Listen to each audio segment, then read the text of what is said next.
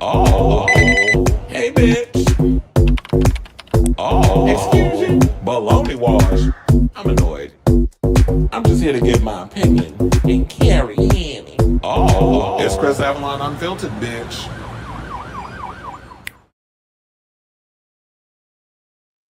Hey, what's going on, everybody? It's your boy Chris Avalon, and welcome to a brand new episode of Chris Avalon Unfiltered, a show where we basically talk about all things going on in celebrity news, pop culture, anything floating around going on in hot topics. We chat about it on this show. So if that's the show for you, be sure to stick around and be sure to please hit that like button and that subscribe button. Also, smash that notification bell so that way you know when we go live with a brand new episode of Chris Avalon Unfiltered. And so we got a lot of tea to spill. Y'all already know I went to the RuPaul's Drag Race Season 17 premiere. I'm going to give y'all a breakdown of what happened. I'm going to actually tell y'all in the beginning of the show. I'm not going to let y'all wait until the end like I usually say my Drag Race stuff. But we do have other Drag Race news that I will push down towards the end of the show.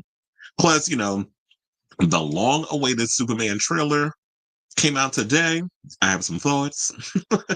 So we're going to break it on down.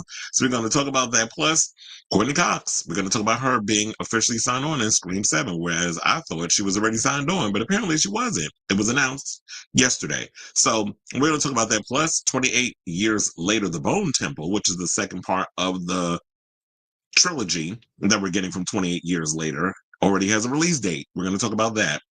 Plus, Tony Buzbee is going after Jay-Z again, saying that he's paying clients to sue his law firm. Cardi B and Offset are still going at it. I wish they would take us out of the group chat. Speaking of group chats, people who need to keep us out of the group chat, Kim Zolciak-Biermann still going in on her relationship with Kroy. We also got to talk about Daddy Yankee, who's going in, because I'm like, that's the thing we haven't even thought about bringing up on this show, but apparently his divorce is getting messy.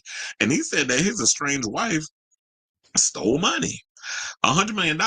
So we're gonna talk about that. Plus, Megan Thee Stallion is going at it with Tory Lanez. It's a lot of relationship messy news today. We're gonna talk about this documentary coming out called "Becoming Madonna" that is coming to Sky TV at the end of the month. So that trailer dropped like maybe I think 2 hours ago. So we're gonna talk about that. Plus, Lukas Gage is open up about being, having to come out as gay because apparently people thought that he was a straight guy stealing a gay role. Plus, he also comes to the defense of Kit Connor, who was going through the same situation when he was starring in Heartstopper. Well, he still does. I don't know if, hopefully Netflix doesn't cancel it. We do get another season. But yeah, he's opening up about that. Plus, we're going to talk about Candy Muse, who I saw last night, by the way. And a huge congratulations to her because she hit a milestone. She's one of the most powerful women in reality TV, even though she's a drag queen.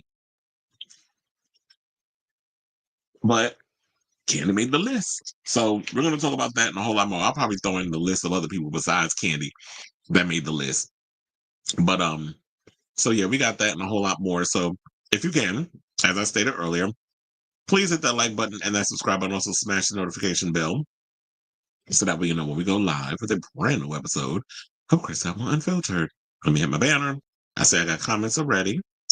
Robert's in the building. I'm not leaving the government group chat. Not my fault. Well, who's in a government group chat? Well, you said everybody come out, including Republican chairs. Somebody need to. It's President Musk and Vice President Trump because they locked JD Vance in the basement. Well, yeah, it was like, and then they sitting over here talking about they're gonna make him. Oh, he'll run in 2028 and do what? Because we ain't seen JD Vance since Trump won the presidency. So it's like y'all almost used him, but then the reality is that Elon Musk is the one who's running the show because he used Twitter and all these other things to influence people to vote for you. But of course, spreading propaganda. And then don't even get me started on that old fossil Nancy Pelosi blocking AOC and all them Democratic dinosaurs that I can't wait for them to die off so that we can we can actually get the change we want. Like the people want AOC. AOC speaks to both sides. She speaks to the Trump supporters and she speaks to more of the progressive Democrats. And these old fossils want to keep things the same. And I'm tired of them. I need their ass to go, including Nancy tired ass. Oh, and how you doing, Magical Mermaid? I was like, I don't want to get too caught up in the political stuff.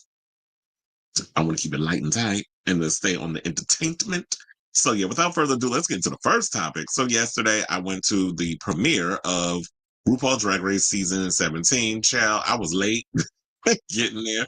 Like it was me and a friend of mine. We went.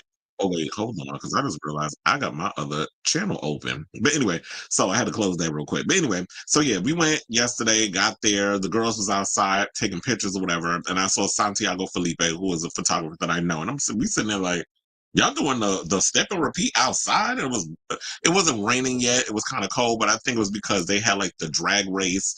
Um, Advertisements on the doors and stuff. It looks cute to have them pose there. So they were just doing a little, situation. But once we got inside, I had to give it to Brandon Boyce because Brandon Boyce hooked that place up. It was very Christmassy.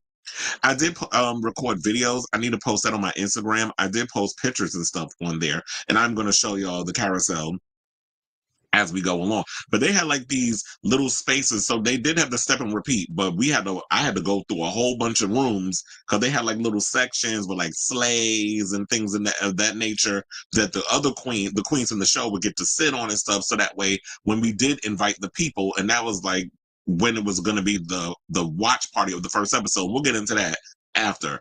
But when they let the regular schmegular people come in after the step and repeat and the press stuff, once we was all done with that and they let the regulars in, there were rooms that you could go in throughout the event and you can go and take a picture with the up and coming queens of the season. I won't say your favorite queen because I don't think a lot of people know who these queens are. Because I feel like it's the first season where I'm like, I don't know none of these girls. But it's a lot of Nepo queens on this season though. And that was pointed out in the premiere, which I cackled when one of the girls said that. I was like, made a little Nepo baby, threw a little Nepo baby shade, I should say. Especially when it came to one of Plain Jane's children, which when the people was watching the episode, you should have heard the groans in the audience. People do not like Plain Jane. So, within good reason. I mean, we saw the way she was acting on the show. So we don't have a lot of Plain Jane fans when it comes to Drag Race. I don't know if she's fully redeemed or, that was an act. I don't know. But yeah, the people don't like her. But anyway, so let me show y'all some of the pictures. I have, well, first of all, I want to show y'all my picture because then I got up on that blue carpet too. So yeah, the carpet was blue. Oh yeah, and one of my friends forgot like the little thing for his camera, so I had to run to the CVS. Literally, it was 5. We were supposed to have been there 5 o'clock. I thought we were supposed to have been there later than that. So we got to mix up, but everything worked out because um the girls wasn't even ready. And that's the one thing I love about drag queens is like you want them to be ready and they like, oh, the time is this time. And it's like, chill. You know how long it takes for these girls to get in their outfits? So yeah, first of all, this is what I did. I was feeling very 90s with my look. So I had on like the bomber jacket, got on my Mean Girls t-shirt, got these baggy pants, cause that's like the 90s is coming. I had on my lime green Jordans. Um, so the big baggy pants is coming back and stuff. I was like, I used to wear that in the 90s. So it was like, yeah, me having fun on the blue carpet. After we do it, so I was like, let me jump in that. And then, yeah, that was one of the displays of where the queens would go. So I was like, let me have a little fun with some of the photos.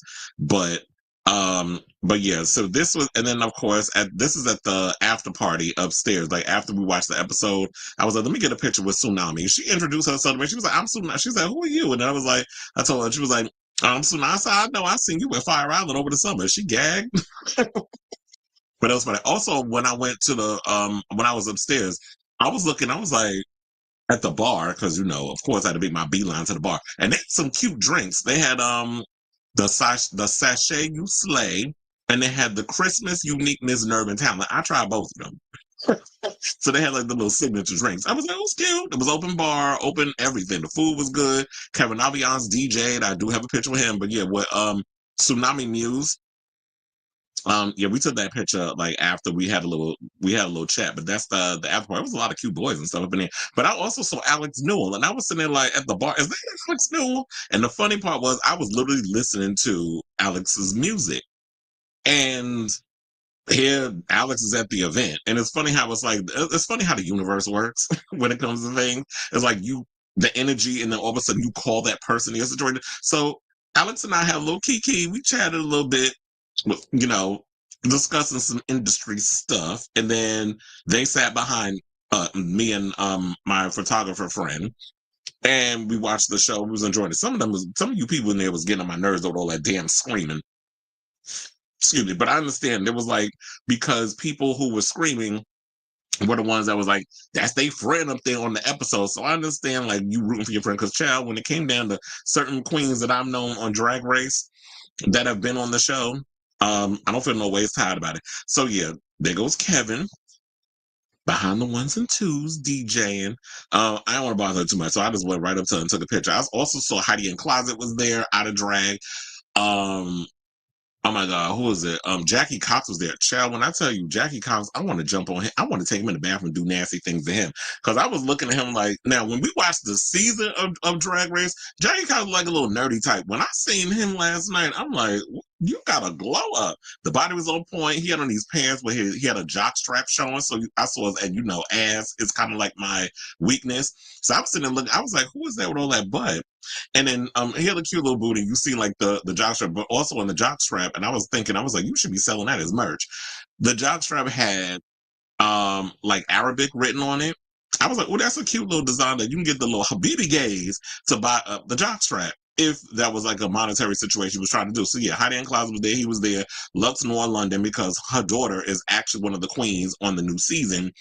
Um, she was there too, but she was out of drag. She had on like this pink coat or whatever. Speaking of which, speaking of big furry coats, Kandy Muse was there too. She worked the red carpet. I didn't unfortunately get a picture because Christian Siriano was in the way doing his interview, and it was kind of irritating me because In Style and all of them, I started noticing they were starting to maneuver themselves away, because when you do those step and repeats, it is not a lot of space.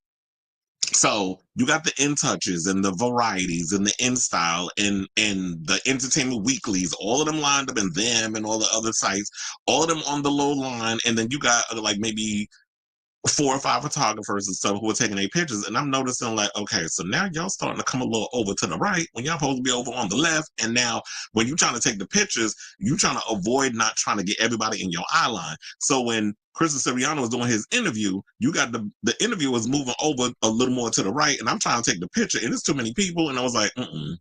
So I was like, y'all just gonna have to take my word for it that he was there. But I'm sure if you've seen some of the social medias, you already know that he was there. But yeah, these are some of the pictures that I was able to take of the queens on the red carpet.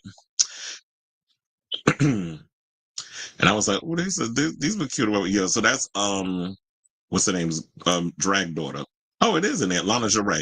Because I was looking earlier, I was like, why the names is not tagging? Because I could have sworn that I tagged. Oh, and I seen a friend of mine who's also a drag queen that I didn't even know, Robin Banks. So I don't know if you ever seen Robin Banks's TikToks, but I was looking, I'm like, but he said, and it was funny because he sat in front of me and I tapped him on the shoulder. I was like, I know you. He was like, oh, I know you too. And I was like, Robin Banks.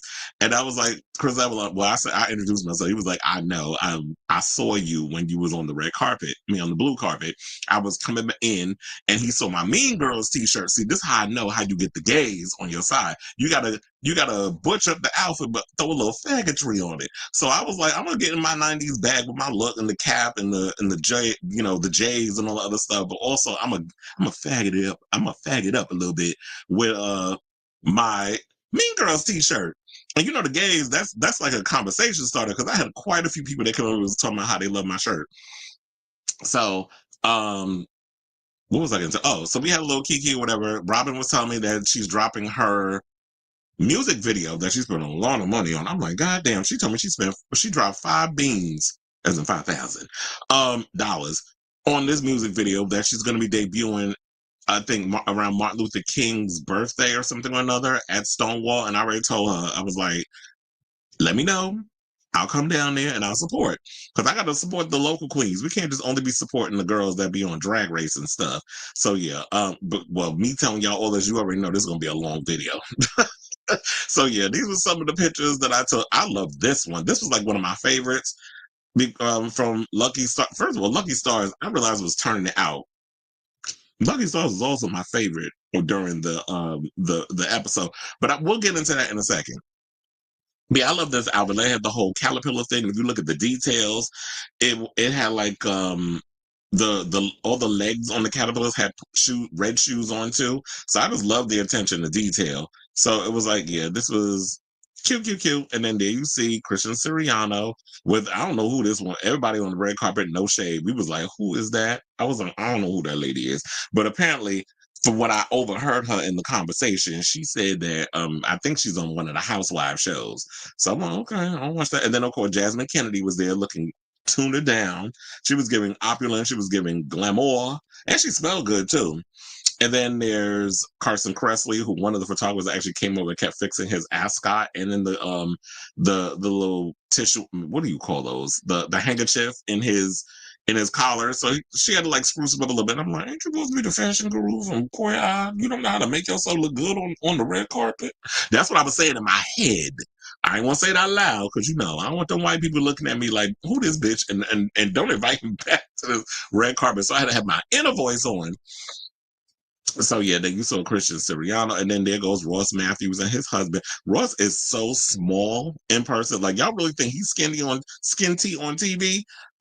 He is thin. I'm like, girl, money well spent. If that's the Ozempic you're using, he look good though.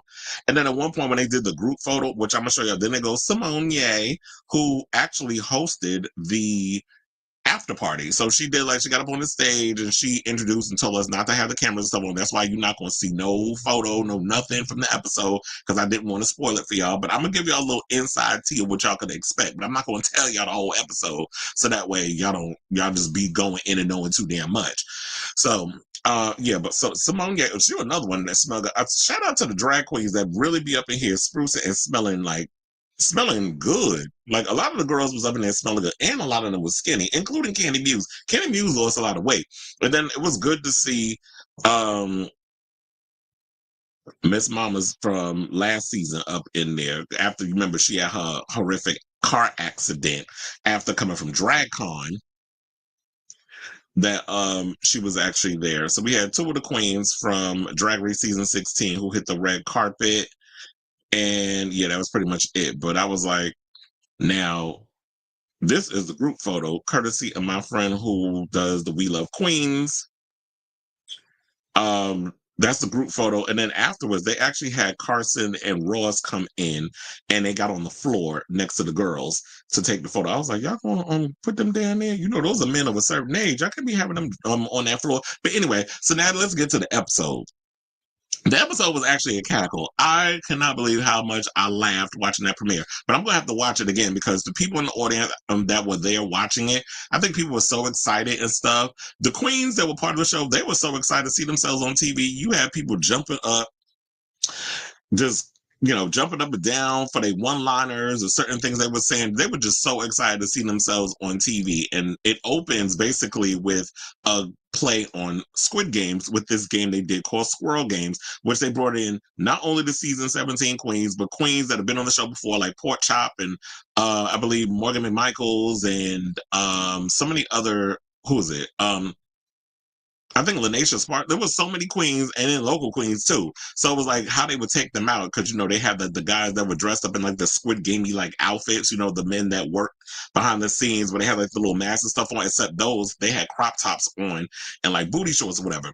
And so they would throw pies at the queens, and that's how they took them out, which was hilarious. I didn't even think Honey Davenport was in there as well. I was trying to catch everything, but I couldn't until it was down to the 14 queens. Then we get to see their entrance looks and the one-liners, and then people off in the corner like Joella always throwing a little one-liner read, which had me cackling at times. And so yeah, they came in. Then the first challenge, basically what they had to do was, well, it was called Blue Light, Green Light. That's what it was, where it was like the girls had to strike a pose, and the ones I guess that they wanted to take out, they took them out with pies. But then the big challenge was Drag Queens Got Talent, which I'm like, I love the title of that. Why don't they just do a regular show of that? Which, of course, the queens had to show up the talent, but then they had a twist. So, they do the twist for Raider Queen. So how they do Raider Queen this season is they had 7 queens perform this because it's a two-parter, just to let y'all know. But then again, RuPaul Drag Race for the past couple of seasons have always been a two-parter. So we get to see the first 7 queens that decide they get to perform in front of the judges, which is Ru, Michelle, Carson, and Katy Perry. So they were the first group that got to perform in front of them. And Joella, being that she's a hardcore Katy Perry fan, she was like, oh, I want to go because I want to perform in front of my idol, this, that, and the other. Like, I believe Katy Perry brought Joella up on her stage quite a few times during her residency in Vegas, and she's basically a super fan of Katy Perry. So when Katy Perry comes into the workroom at one point, Joella damn near loses her shit. So we already knew, like, okay, this all kind of plays in. And then they was reading one queen because apparently, there is a queen on this season that got invited to Drag Race to be on the show because she was at a Rue book signing and she apparently had her audition tape on her. And Rue was like, "You're going to Hollywood," very American Idol. And the girls was kind of making little snide comments with her. And I was cackling. I'm like, "Ooh, this is going to be all on the show." And being in the room when this is the first time you've seen the fully edited version of the episode, and people are coming in and just be like, "That's what this bitch said." And then the audience is hearing it, they hearing it, the person that came out their mouth said it. And it was a little awkward, but I was living for it because I was like, "Ooh, I'm living for the shade this season. Now y'all better bring it in Untucked." So that's what I'm hoping with that. But they was bringing it on this season. So now, um, so yeah, after that, they spruced up, they got ready, whatever. I see they try to do like there are two queens on the show. I'm like, are we about to have another season where we got a Brooklyn Heights Vanjie type situation? Because there's two people on the show that was kind of like feeling each other in that kind of way. There's and trust and believe, there's some cuties on this season too. One of them, I was like, I can't remember. Like, I suck at names. I think it was Jules Sparkles. Jules Sparkles out of drag. I was like, I will tear that ass up. Like, I was looking at him like, he's a cutie. Let me stop being so graphic. But anyway, so um so now to get to the performances. I'm not going to tell y'all the performances and stuff because I want y'all to go in and be surprised. I had a cackle with some of them performances. Some of the performances I saw was a choice, but I will tell you my favorites of that episode came from Lucky Stars. I live for Lucky Stars look. I mean, and performance because they did the runway first, then they did. Oh my god, the the runways, bitch. Let me tell you, they stepped their pussy up in this episode. I gagged over some of the gags that they were pulling when it was, I can't remember what the category was because I couldn't take notes or anything. And I was just so in the moment because Simone was very much on people like, do not pull out your phones and stuff. And so I wanted to be present. I wanted to be in the moment. So I don't remember what the category was. All I know is there was like masks and faces and things splitting open. I'm like, the special effects these queens is coming with this season. You would think you was watching an episode of Face Off rather than Drag Race. So I was living for the runway. And then afterwards, so then we get into Drag Queens Got Talent. My top three for that episode would be Lucky Stars, Susie Toot. Susie Toot, I'm living for because she's like Broadway, tap dance, like that type of girl. So I like awkward, weird shit like that. Lucky Stars definitely. Speaking of weird, Lucky Stars definitely gave what needed to be given in regards to their performance. And Jules Sparkles definitely turned me out. Did like this little bitch track type situation, like a rap dance performance, whatever. It was cute. And then my least favorites, I will say, is Ariette and Joella. And Joella, I think, girl, you in danger. Because how you go and perform in front of your idol and you gave what you gave. I'm not going, like I said, I'm not going to tell y'all, but just be prepared to know, like, when you watch the episode, those are my tops and those are my bottoms. So overall, I will say it was a good episode. We didn't get to see the full episode. So I didn't tell y'all. So the Raider Queen basically is the queens who perform in episode 2 get to go in and vote on who was their fave and least fave queen in episode 1. And then when episode 2 comes up, vice versa. Episode 1 queens get to vote on episode 2. The two that ends up in the bottom has to lip sync, and RuPaul determines who sachets away. I was like, that is perfect. I love that twist. That they need to stick with that for the following seasons where they do that. It's like, do the Raider Queen. The ones who wind up in the bottom, and Ru gets to save whoever they want to save. And then, and speaking of which, the whole Duncan thing like they did, I noticed because it was like this amazing thing. So after the performance, after we watched the show, because I will say this, after the after they did the Raider Queen and you heard the tongue pop and all other stuff, that's when it cut. So we don't even know what happened. We didn't get to see the full episode, so we only got to see it up to that part. So I gotta wait till January 3rd, like the rest of y'all, to watch the whole episode. But we got to watch most of it. And it was cute or whatever. So I went in, mingled with some of the queens. Ate some hors d'oeuvres and it was plenty. They had some really good hors d'oeuvres up in there. I don't even know. They had a lot of seafood, a lot of fish, a lot of like it was just I don't even know what majority of that food was called, but I'm an experimental eater. Like I'll try anything. And the food was really good. The drinks was good. I already told y'all the drinks that they had, like the cocktails. And then on the opposite side, so like when the show was over, we got to go on the other side where was the after party, and they made the after party literally over to look like the workroom where you can get on this line and you can take a picture with the queens and stuff in there. And then on the opposite side, they had like a dunking pool thing, like what they're going to be doing with Michelle Visage on the season, except they ain't putting no water up in there. They had little balls. So you could sit up there, somebody can hit it, knock you down, and you like in a thing full of balls, a pool full of balls, which I was like, that's cute. And speaking of cute, bitch, the pit crew they had up in there that was scantily clad in little Christmassy outfits. I think I recorded a video and posted it on one of the things. I need to post it on my social media. And I was like, ooh. I was like, oh, bitch. And I'm like, they walking all past me as I think we were trying to go upstairs because, bitch, I was not going to let them do me like they did last time. Man, when I went to the last Drag Race premiere that I did, and that was season 15. That was the Sasha Colby season. I was so mad I had to stand up and watch that damn episode. I was like, we getting a chair this time. So I was like 2 rows behind the reserved area where the queens and stuff were. But it was a good night. It was a good show. I really feel like they stepped it up this season with Drag Race. It's going to be a cackle. Y'all are definitely going to be entertained. And I cannot wait until the episode premieres so we could really dive into the episode and speak about it as a class. So yeah, it was great. I had a good time. And yeah, that's all I got to say on that. So I say all this to say, what did y'all think of what I had to say on this? on everything that went down with my overall assessment of Drag Race. Whatever your thoughts are, let me know in the comments down below. Okay, so we have comments. You said thoughts on the Lily J expose dragging Ariana Grande and Ethan slander. I didn't read anything about what's going on with Ariana Grande and Lily and what she's saying. But since I will be doing a show tomorrow, I'm gonna look into it and I'll make that a topic. So I'm gonna hold off on that. Who said, Sailor Mermaid? Mhm. There was a lot of drinks to be had in his trade Butch Queen era. Oh, you talking about my outfit? And I was wondering, I was like, why is everybody giving me so many looks with this outfit that I had on? And I got them pants from Forever 21, by the way.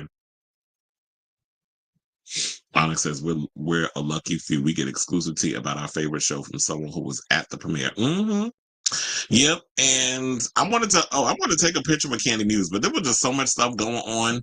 I didn't get to take as many pictures as I would have liked with the queens, but just getting up in there and mingling with the girls was enough.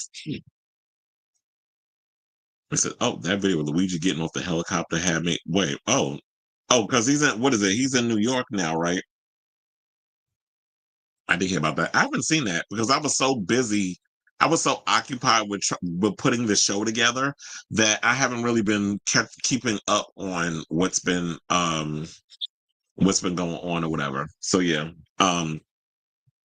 yesterday was good with Drag Race and everything. But I'm noticing also what I would love to do. Did I forget my phone? Yeah, I sure did. Well, I do not have my phone with me at the moment, and I ain't getting up in the middle of the show. So we're just going to have to stay where it's at. What was I going to say?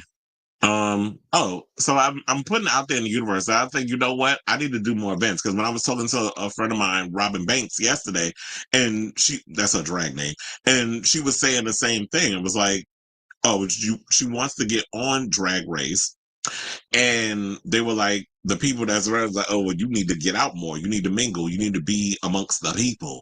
And so I'm like, okay, I'm gonna start doing that. So I'm saying the same thing because once upon a time I used to be out here hustling, interviewing, doing all that stuff, and then I'm just like, oh, I don't care about doing all that shit anymore. But now I'm at a place where I'm just like, you know what? In order for people to know, in order for me to build up the show, and to gain more followers and all this other stuff, I need to start going to more events. And this is the perfect time to be doing it because, when nightlife starts to slow down, a lot of media stuff starts going on. So we have this, we got the Met Gala, we got New York Fashion Week. There's like so much stuff happening in New York right now. I did see the trailer, and that is my second topic. Once I stop responding to y'all comments, we are going to talk about the new Superman trailer. Losing to the traitors basically woke up the crew and everybody. The Traitors, what? You talking about the show? Because that show, oh, speaking of which, The Traitors comes on, I think, January 9th. So, or I know it's like the following week. So we get Drag Race on the 3rd, and then the following week we get The Traitors, which I did see the trailer to that, and it looks good.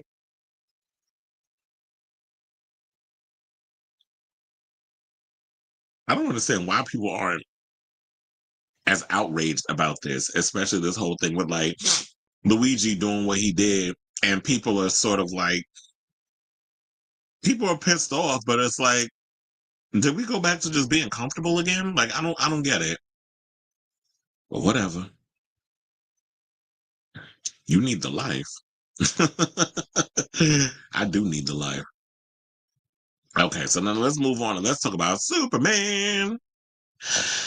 Who debuted his trailer this morning, which I knew was gonna happen, but here's the thing. So I woke up around 10 o'clock this morning. I was tired because when I worked the drag race thing last night, I realized like by 10:30, my emotional battery my social battery had already kind of like it was on 32%. Might be less than that. So I was like, okay, I'm ready to go. Like we was doing we were doing our last rounds, and I was chit chatting with people and stuff, and I was like, okay, I'm ready to go. Like it was getting late anyway, and I didn't want to be the last one up in the club when the light come on. So um left around 10:30, and then when I stayed up a little bit, checked out some things, and then when I woke up this morning, I kind of avoided watching the trailer because I was like, I don't know if I think I was feeling nervous, not nervous, anxious, because as much as I believe in James Gunn, and I was saying from the beginning, like I totally trusted James Gunn and his vision, and he knows what he's doing because he is a screenwriter, he is a filmmaker, he is a creative first before anything else. Like he is someone who truly loves films, superhero films, and especially he's someone who is great at turning the underdog and making them into this person that we root for in the end. And also, which I think is a metaphor for the homosexuals, because what we are good at is that when we're abandoned by our family, what we do is we create our family. And so he's been good at that. He did a great job with that with the Guardians of the Galaxy, how he would take something and like these unlikely of heroes and make them like these really cool heroes and give them this sense of family dynamic. Same thing with Superman. It's like when they find Clark and all this other stuff, and I'm hoping that we're not going to get a backstory on that. I don't even think he's going to give us an origin story of that. We already know his story. And I do love the idea that based off the trailer, we get to see that there are already metahumans that exist, and Superman is kind of like in this world with metahumans. So I like that, where it's like everything will have to be like, well, it's just Superman, and then we got to wait a couple of sequels in order to get that. I just love that we have the metahumans within there. I also love the fact that there was less dialogue, except for when Clark tells Crypto, "Take me home," which I absolutely love. And I have to tell you, I literally watched the trailer 4 times. And I watched some reaction videos from some people that I love. Shout out to the Real Rejects. Shout out to who else? Christian Harloff. I watched, so I watched all the usuals. And I have to tell you, I teared up every time I watched that trailer. Like I got in my feelings because James Gunn, in my opinion, did a phenomenal job on tucking on the heartstrings and setting the tone of what we should expect. Because I know some people were just like, well, I think he's gonna go too funny with it because we already know like James Gunn has an affinity for getting a little too going a bit overboard with the humor when it comes to certain films that he does. But I don't think that when it comes to Superman, he would do that. He understands how to really make that whole world work. I also love the idea of how grandiose Metropolis looked and the colors. It was just so bright and vibrant and just a different contrast to what we got from Zack Snyder's universe or the Snyderverse. Now, don't get me wrong, I love Batman and I love Batman versus Superman. I love Man of Steel. I love that whole situation. The only thing that I have to say that's with the Snyderverse versus James Gunn's upcoming DCU or just this Superman in general, I just feel like Henry Cavill's Superman was just a character that was just too serious. I need a little sense of humor. I needed to feel that sense of hope, that sense of, that if we fight so hard, we can achieve what we want. And I feel like that's what we got when we watched the trailer. And seeing David Corn sweat, I was like, that's definitely Superman. Rachel Brosnahan, the minute I saw her on the screen, that's Lois. Like you could literally look at somebody's. I'm like, the casting in this film was just perfect. It was chef's kiss. Like I'm looking at these people, and I already knew. Like I didn't even have to look at Nicholas Hoult as Lex Luthor. I just knew. I was like, that's Lex Luthor. First of all, I knew that was Lex Luthor long before he even got the part because I was like, he looks like a Lex Luthor. And he definitely, even though we didn't get much of anything from it, you could definitely feel the presence. Now, Nathan Fillion as Guy Gardner, you know how I felt about his look. He was, I don't necessarily know how I feel about his look. I just wasn't feeling it. Um, it was giving me Uncle Fester from the Adams Family Values with the blonde bowl cut. Y'all remember when Deb put him in that Debbie or Deb, whatever you want to call it, put him in that horrible outfit where he had the suit and the blonde bowl haircut. That's what he was giving me in that. But I'm like, I don't know much about that version of the Green Lantern, but I'm excited to see what they're gonna do with that character. Also, some of the other people that I was excited to see, I was excited to see a little bit of Hawk Girl, and I was also I'm excited to see Mr. Terrific. I think there was one sequence in the football field that we see Mr. Terrific fight Superman. And then I also love the fact that when it opens, you hear you see and you hear like it's Superman hits the snow, he's sitting there wheezing, and it's like, what the hell happened to him? He's got blood coming out because I use that as the picture for the show. And I'm sitting there looking at him and it's like, what happened? Who did that to him that he was able to beat him up to the point where it's like he's wheezing and he needs, Crypto, who he whistled for. And child, when I tell you, I felt immediately in love with Crypto because Crypto reminds me so much of my dog Prince. They're probably the same breed. White, small, pain in the ass, don't listen. They're always excited. But they'll go hard. They're the most loyal, and they'll go hard for you in a second. So, I really feel like I'm probably going to resonate with Crypto, and I feel like Crypto already has upstaged David Corn Sweat in the film. I liked how he looked as Clark Kent and Superman. I thought like it literally looked like two different actors up there playing that part. So a lot of people I know are having their trepidation of him, and he looks pretty huge. Like when I'm looking at him during that scene when he's clumsily like walking through, bumping into people into the crowd as he's going into the Daily Planet, and they kind of do that shot of like an upward shot. And I'm looking at him like he looks huge, even like just as small as he tries to make himself as Clark Kent.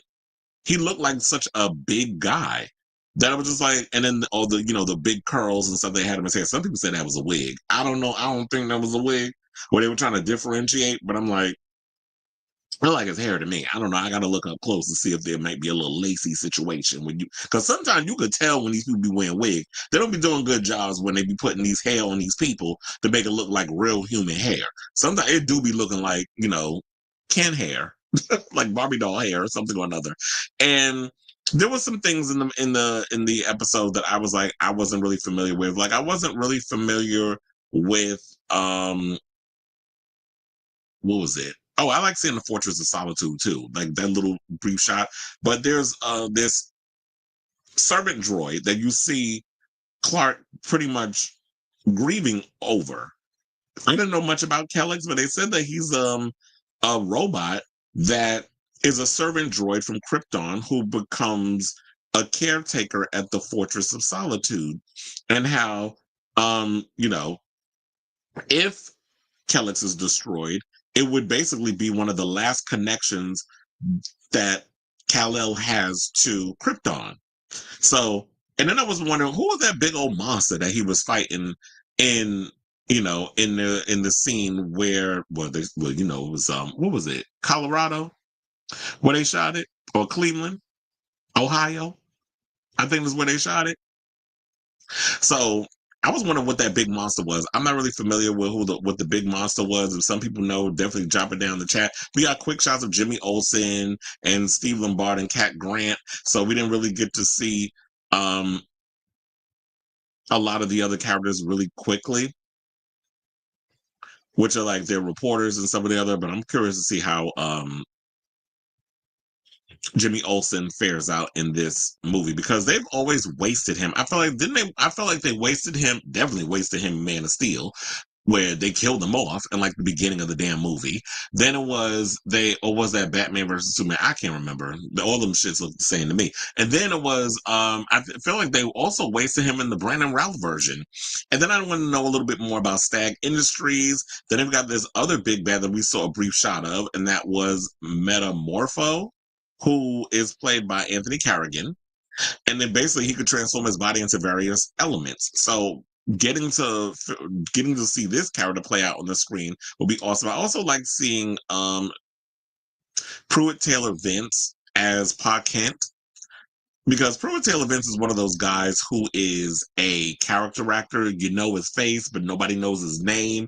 So when you definitely see him, you'll definitely well, Jonathan Kent, but I always go Mom Pa Kent. So yeah. So basically, regarding this whole movie, yeah, so there's the shot there where I was just like, look, he's grieving over his robot of Krypton.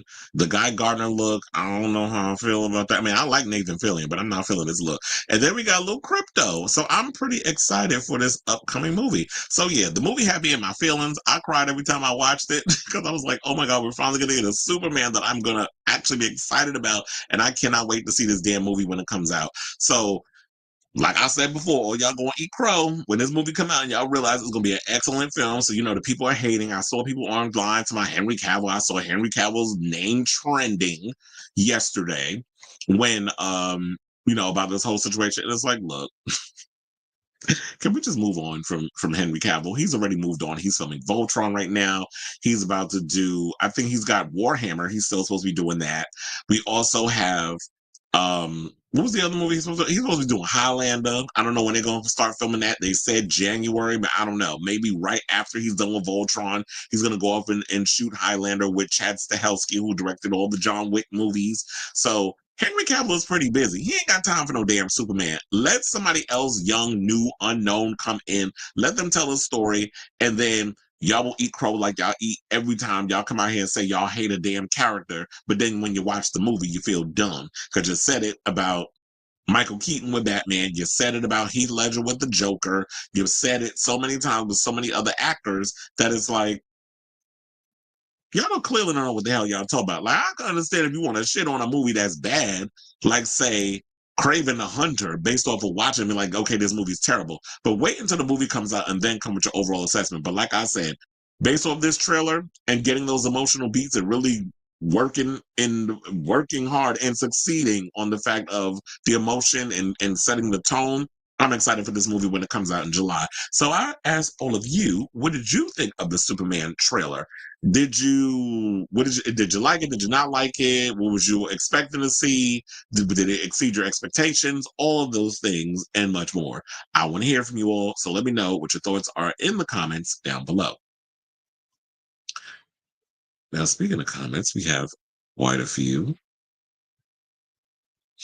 You said you haven't seen the Superman trailer?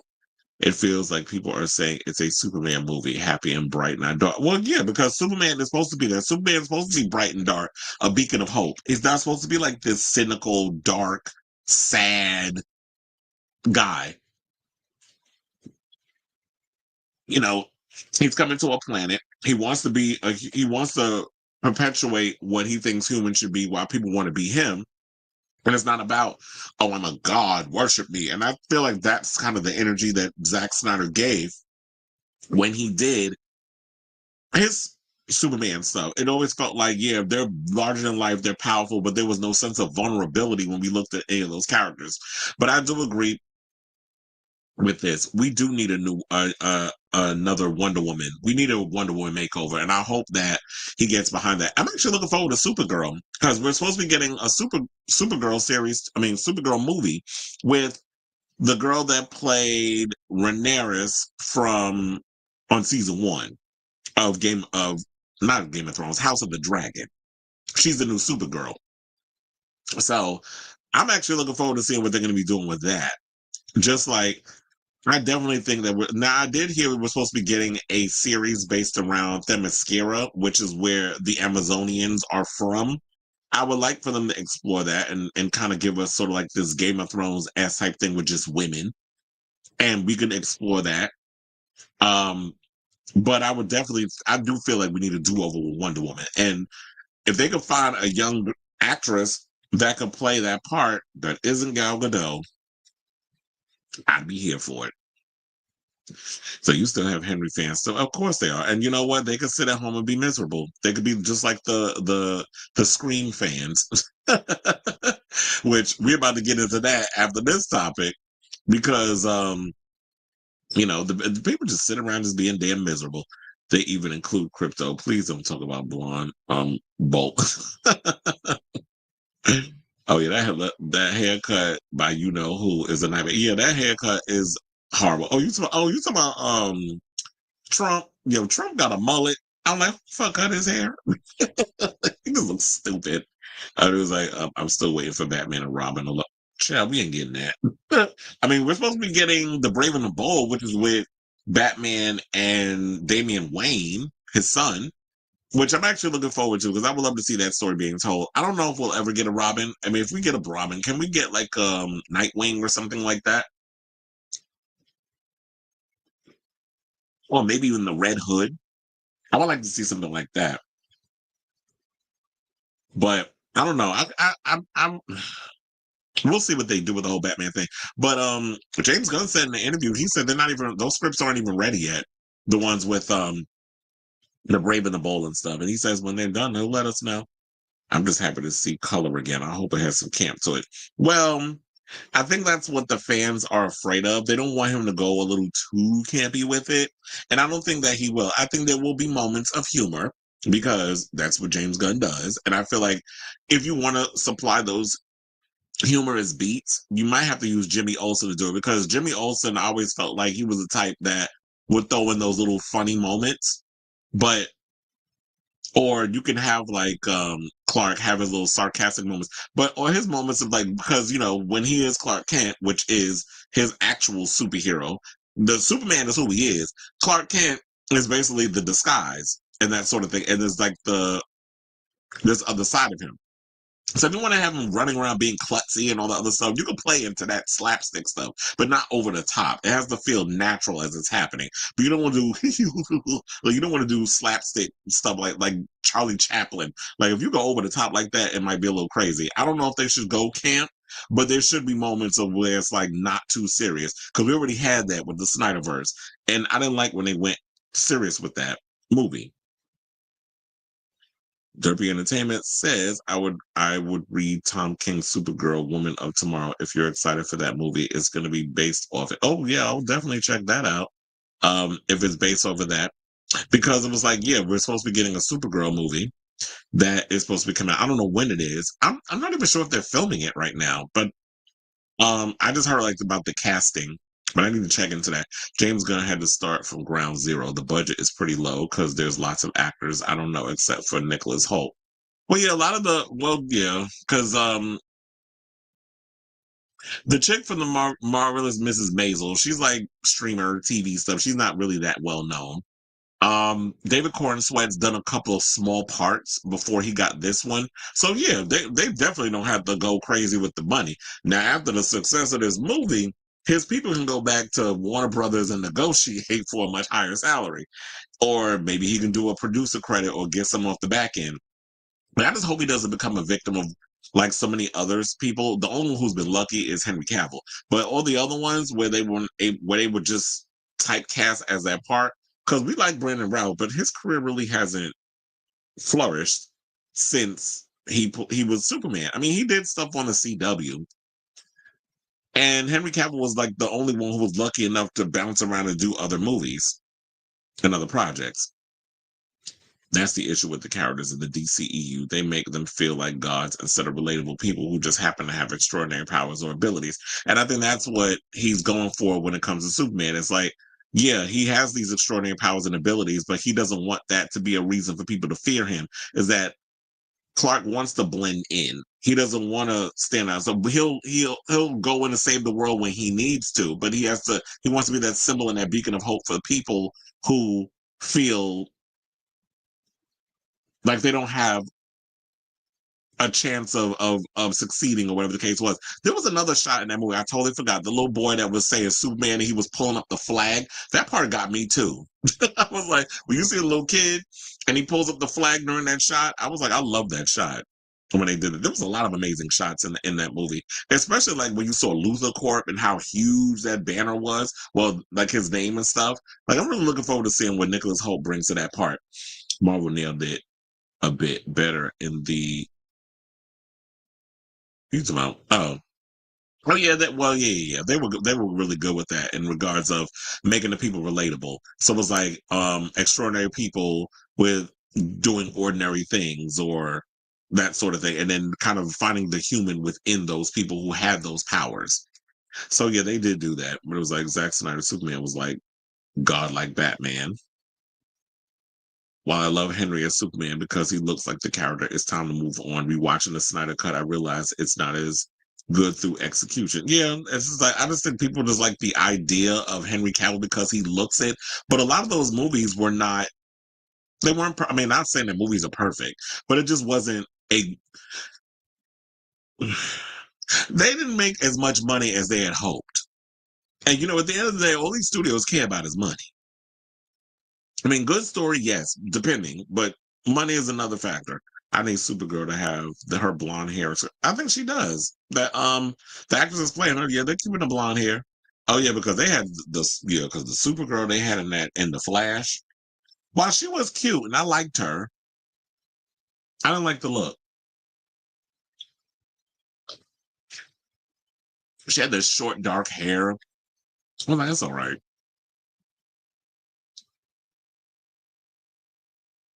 That's why Leonardo is the king. No comic trap. Had an issue with that in the Supergirl TV series and had came out. Well, funny enough, I think I only watched like 2 seasons of Supergirl and I bailed. I just didn't particularly like it. Remember at one point it was on CBS before they moved to the CW? It was like you can see the budget difference. Give her back her individuality. What I think with James Gunn being behind it, he's definitely going to give her individuality. But anyway, so now let's go from one franchise to another and let's talk about Scream 7, where it has been reported that Courteney Cox has officially signed on and is reprising her role as the iconic reporter Gale Weathers. Now, I could have sworn because there was so many rumors floating around. It was like Courteney Cox has already signed on. Yeah, I'm leaving that in there. Courteney Cox already signed on. She's coming back. Then I'm reading other articles when they talk about all these other actors coming back, even as recent as Mason Gooding. How they were sitting up there saying, well, Courteney Cox has yet to sign on. There's no word on whether. I'm like, what? Because I could have like everybody keeps saying something different every day. So did she sign on or did she not? But apparently, according to the report yesterday that came out officially, I believe on Variety, she's coming back. So now it's been announced. Now it's only a matter of time, I guess, because we have um Mason Gooding coming back that we should be hearing from Jasmine Brown any second now. Who shout out to her because I heard that she just launched a podcast. You know, she's on Yellow Jacket. I'm sure she's coming back for Scream 7. And she just dropped a new podcast. Well, is they announced it. I saw it on Instagram and then I saw like the blogs and stuff are picking it up that she did a podcast and I think it's it's a queer podcast where they like give you the latest news and stuff that's going on in the queer community. because she's a member of the LGBTQ community, in case you didn't know that. So, according to Variety, it says sources tell me, and that would be Mark Malkin, who's reporting this, that the actor will once again play Gale Weathers on the in the seventh installment of the beloved horror franchise. In September, Cox told me, I'm not officially signed on. I'm not, but there will be a Scream 7. Now that Cox didn't want to return, she said that she was still waiting for the final script, but was excited that the film will mark Kevin Williams' first time directing a Scream movie. Williamson wrote the script for the first Scream in 1996, and she said, end quote, "You can't get better than that choice." Cox said of Williamson, "It's going to be fun."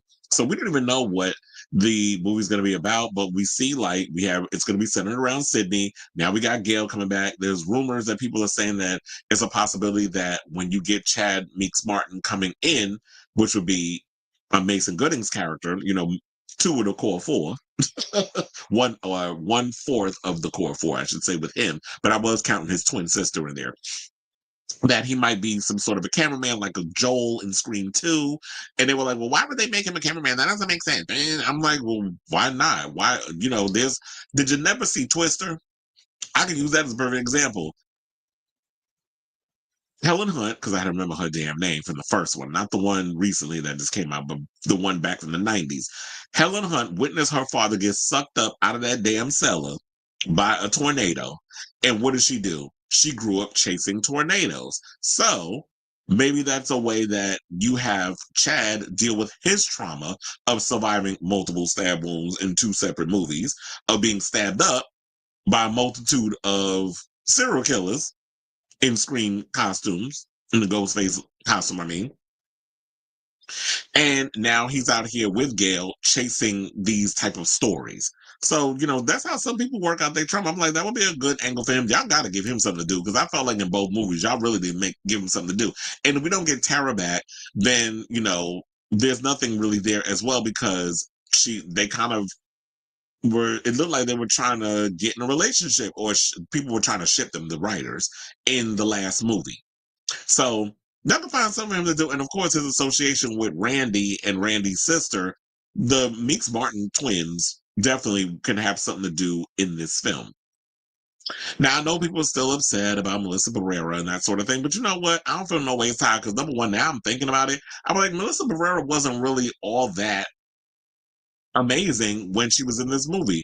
Yeah, they stepped it up and they gave her a lot more to do in Scream 6, but to me, she's no Sidney Prescott. And I'm not trying to say I'm trying to compare them, but she's not as memorable as a Sidney Prescott. It's like, if she don't show up in something, I don't care. I feel bad. And I like Melissa Barrera. And I went, because I told her I went to go see Abigail. I went to support her while a lot of y'all sat at home and waited for it to show up on Peacock. But and then watched it. But if she doesn't show up in this thing, I don't feel no ways about it, because I feel like I'm not getting too wrapped up in the politics. If I took every little thing about somebody did this and this is why I can't support them, then I guess I ain't gonna be able to watch no TV. I ain't gonna be able to watch no movies. I ain't gonna be able to listen to no music. I'm gonna just be out here miserable with a bunch of gray hairs, crow's feet, looking depressed, because everything got to be a damn boycott.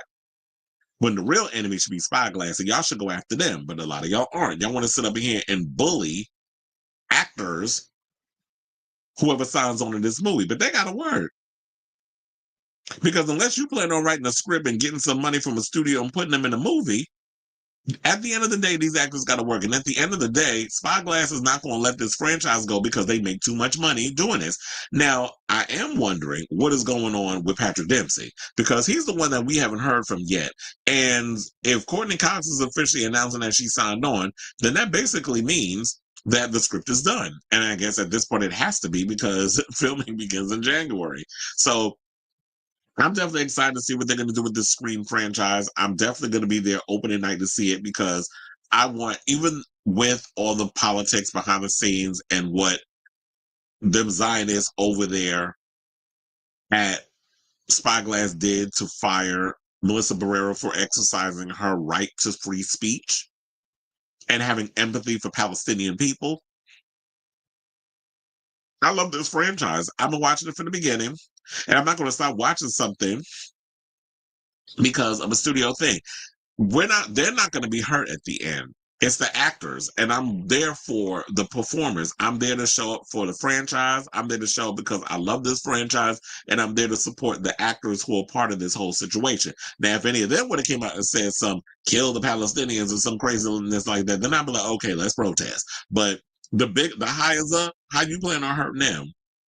And you think about not showing them, the movie's gonna make money regardless. It's a slasher film. Slasher films don't require you having to spend a whole lot of money to make them, and they don't have to spend a whole lot of money to you know accumulate at the box office. Although the last one did make like over 100 something million dollars. So shout out to you, Courtney. I'll definitely be out there supporting her. She's been with this franchise for damn near 30 years. I'm still mad at that other you know conglomerate because I guess they had no ties to him for killing off Dewey.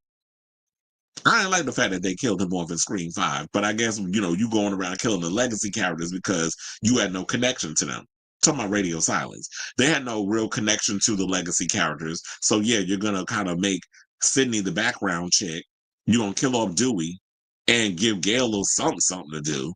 But while you trying to push in your new core four, and they were cute or whatever for what they were doing, but child, there was no Sidney Prescott, like I said before, and all the other memorable characters. So what I'm really hoping is that Kevin Williamson is, even though he is directing, he is going to be very much hands-on. Hopefully with the script, he did some tweaks because if he knows how to make a Scream movie work, I would say if anybody knows how to make a Scream movie work, it's him because he created this franchise. He created the very first movie. And yes, some of these characters like Chad and Mindy and all of them aren't necessarily his creations. Sydney is his creation. Gale is his creation. And if he plans on bringing anybody else back, then they'll be his creation too. I did hear some people saying that maybe they should bring Stu back. I'm tired of y'all with that narrative. I am so sick and tired of y'all with this bring Stu back. If you got a big back TV thrown up on your face, you think you surviving that? And he been gone for damn near 30 years. Like, let the man go. But, some people still holding on to hope. But you keep holding on. So I say all this to say, what do y'all think of this story? You guys excited to see my girl Gale Weathers is coming back? Well, Courtney Cox's Gale Weathers is coming back to reprise her role in the 7th installment of the Scream franchise. I have to say I'm excited because I love this franchise and I'm really rooting for it. Even with all the politics and stuff going on behind the scenes, I'm rooting for this movie to succeed. And I'm rooting for Kevin Williamson because he created the franchise and he's the one directing. So let me know what you guys think of this story in the comments down below. Okay.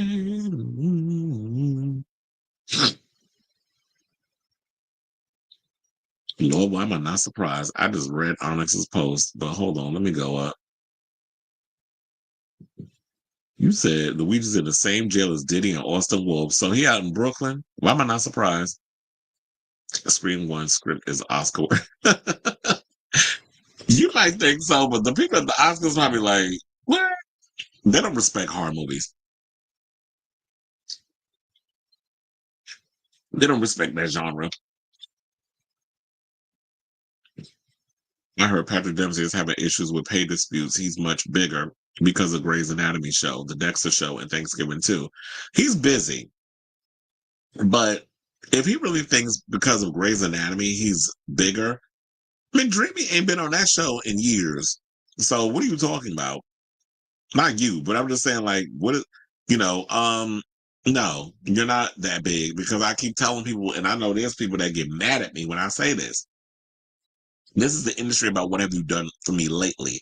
They don't care about how significant you were and how much you commanded when you were on Grey's Anatomy 6, 7, 8 years ago. They don't care about that. This is 2024. I don't care what you did in 2016. So can you still bring in that same audience? I don't care how many Oscars or how many Emmys and stuff you won. Are you significant to the culture today? It's the same thing I was saying about when I was talking about Monique. I was like, yeah, she feels like she should be old, this, that, and the other. However, girl, are you as significant today as you were back then? I'm just telling people how the industry is. That's the way they look at it. Here today, gone today. So hopefully he's able to come back and sign on because people want to see him as Mark Kincaid in the film and they'll give him something to do. If not, they'll just have to write him off as he's on business or he's at a police convention thing, whatever. They'll come up with something. Excuse me. But yeah, he is pretty busy because I know he's doing Dexter. Thanksgiving 2 is supposed to start filming right after Scream wraps up. So chastising actors for the fault of a studio decisions is no different for chastising a food or sales associate for any blue collar job for the fault of these executives and shareholders. Exactly. And it's like a lot of people need to look at the bigger picture rather than just being caught up in the moment and getting in their damn emotions. Patrick Dempsey doesn't take his career seriously because he wants to raise. I forgot that he does that too. Makes no sense to point a finger to the employee and not the employer who's responsible. Exactly. That's why I'm saying, like, go after Spyglass. Why are y'all getting mad at Nev Campbell and those other ones? And Melissa understands the nature of the business because she said she's not upset over whoever decides to come back. Oh, they're supposed to be friends. They were saying they hung out. How could you sign on to do this movie? So I'm just going. So they write a whole damn script, and now, oh, I'm not coming back because I stand in solidarity with Melissa Barrera. You really think an actor's gonna go in the room and say that foolishness and not, and get away with it? Your ass will be blackballed because you never know who people will be speaking to in this industry and will tell them, "Oh, so and so is difficult to work with," especially if you're a person of color. There's very much slim pickings when it comes to roles for a Mason Gooding or a Jasmine Brown. You think they're gonna turn that down? You'd be a fool. Even with excuse me, even with Melissa, who's Latina, like she understands the nature of the game. I know Patrick Dempsey definitely is good looking. We watched a movie, Shaded Stew Lovers. If you love stew, let me hug you while you argue with the wall. Wait, Mike actually said that? Because I always be feeling like Mike be pushing for the whole stew narrative sometimes. But you said, but his shade game is like, are you friends with lots of probably, first of all, I will Mike is a hottie. uh,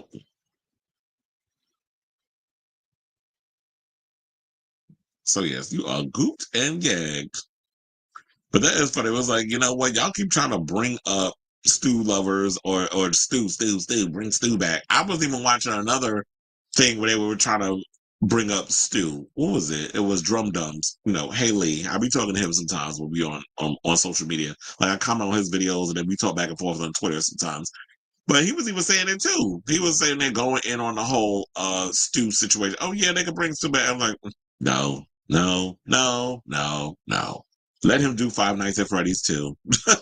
Let him do all the other things he's doing. It's not happening. But anyway.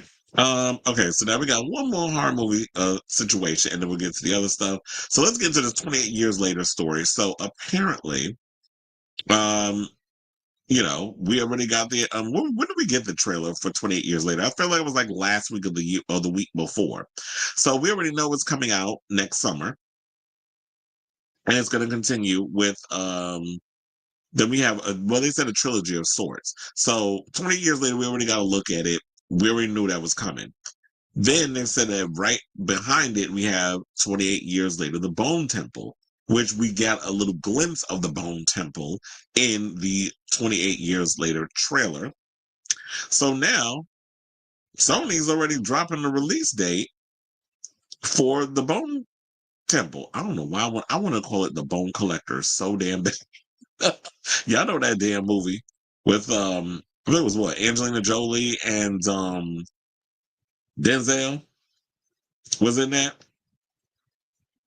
So according to the deadline, it says Sony has already set the release date for the second film in their newly revamped 28 Days trilogy, 28 years later, The Bone Temple, which will hit theaters on January 16th, 2026. So I think that's Martin Luther King's birthday. So we're already getting a movie in the summer, and then we got to wait probably like what, 6 months later, 6 or 7 months later for the next one.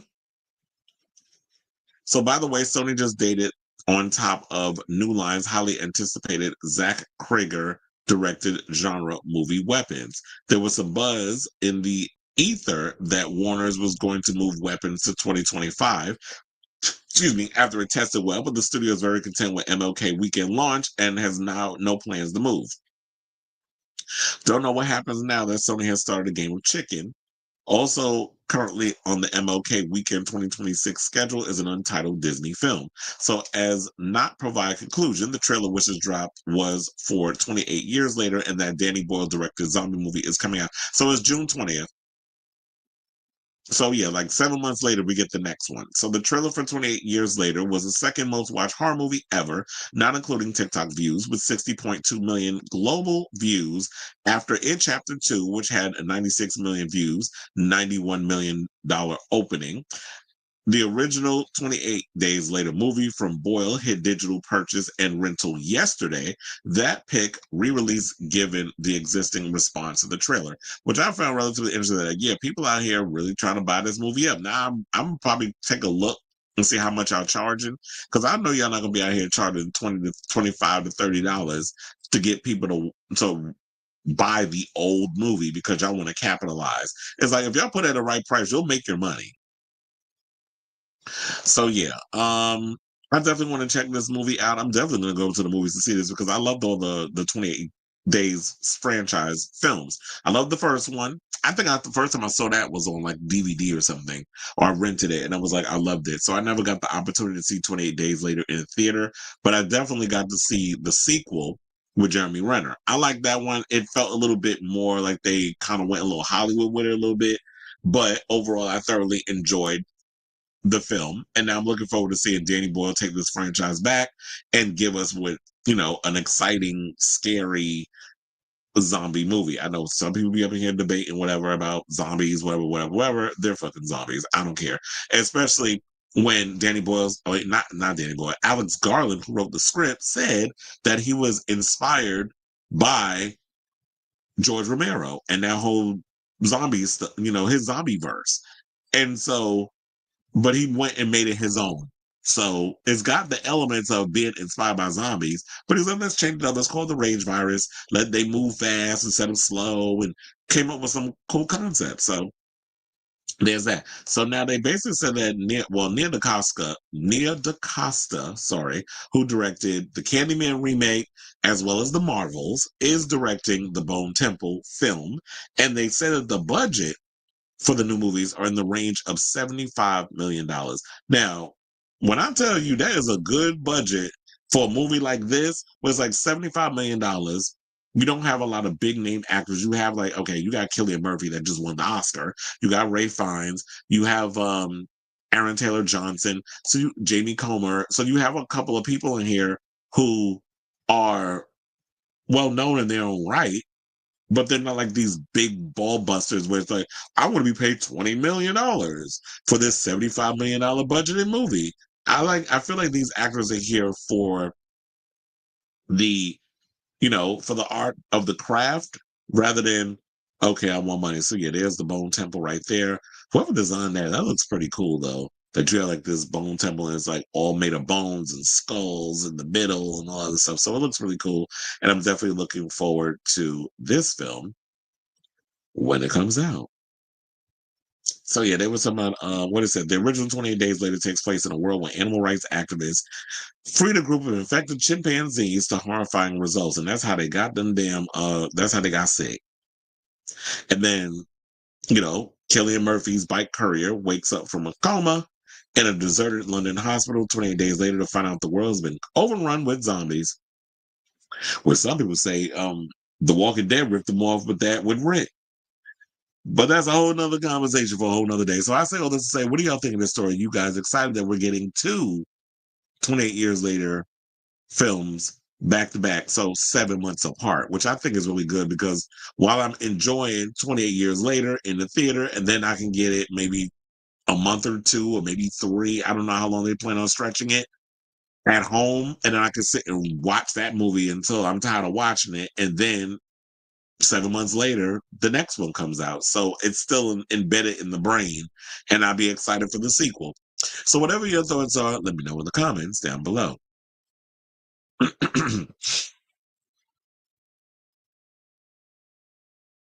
Sony needs some calcium. He said the Interstellar release has been making money. Yeah, my friend Esteban, who loves Christopher Nolan. Anything Christopher Nolan puts out, he is just like watching it. And he went to go see Interstellar in a theater. And I heard like a lot of people came back and was watching it. I wanted to actually see it.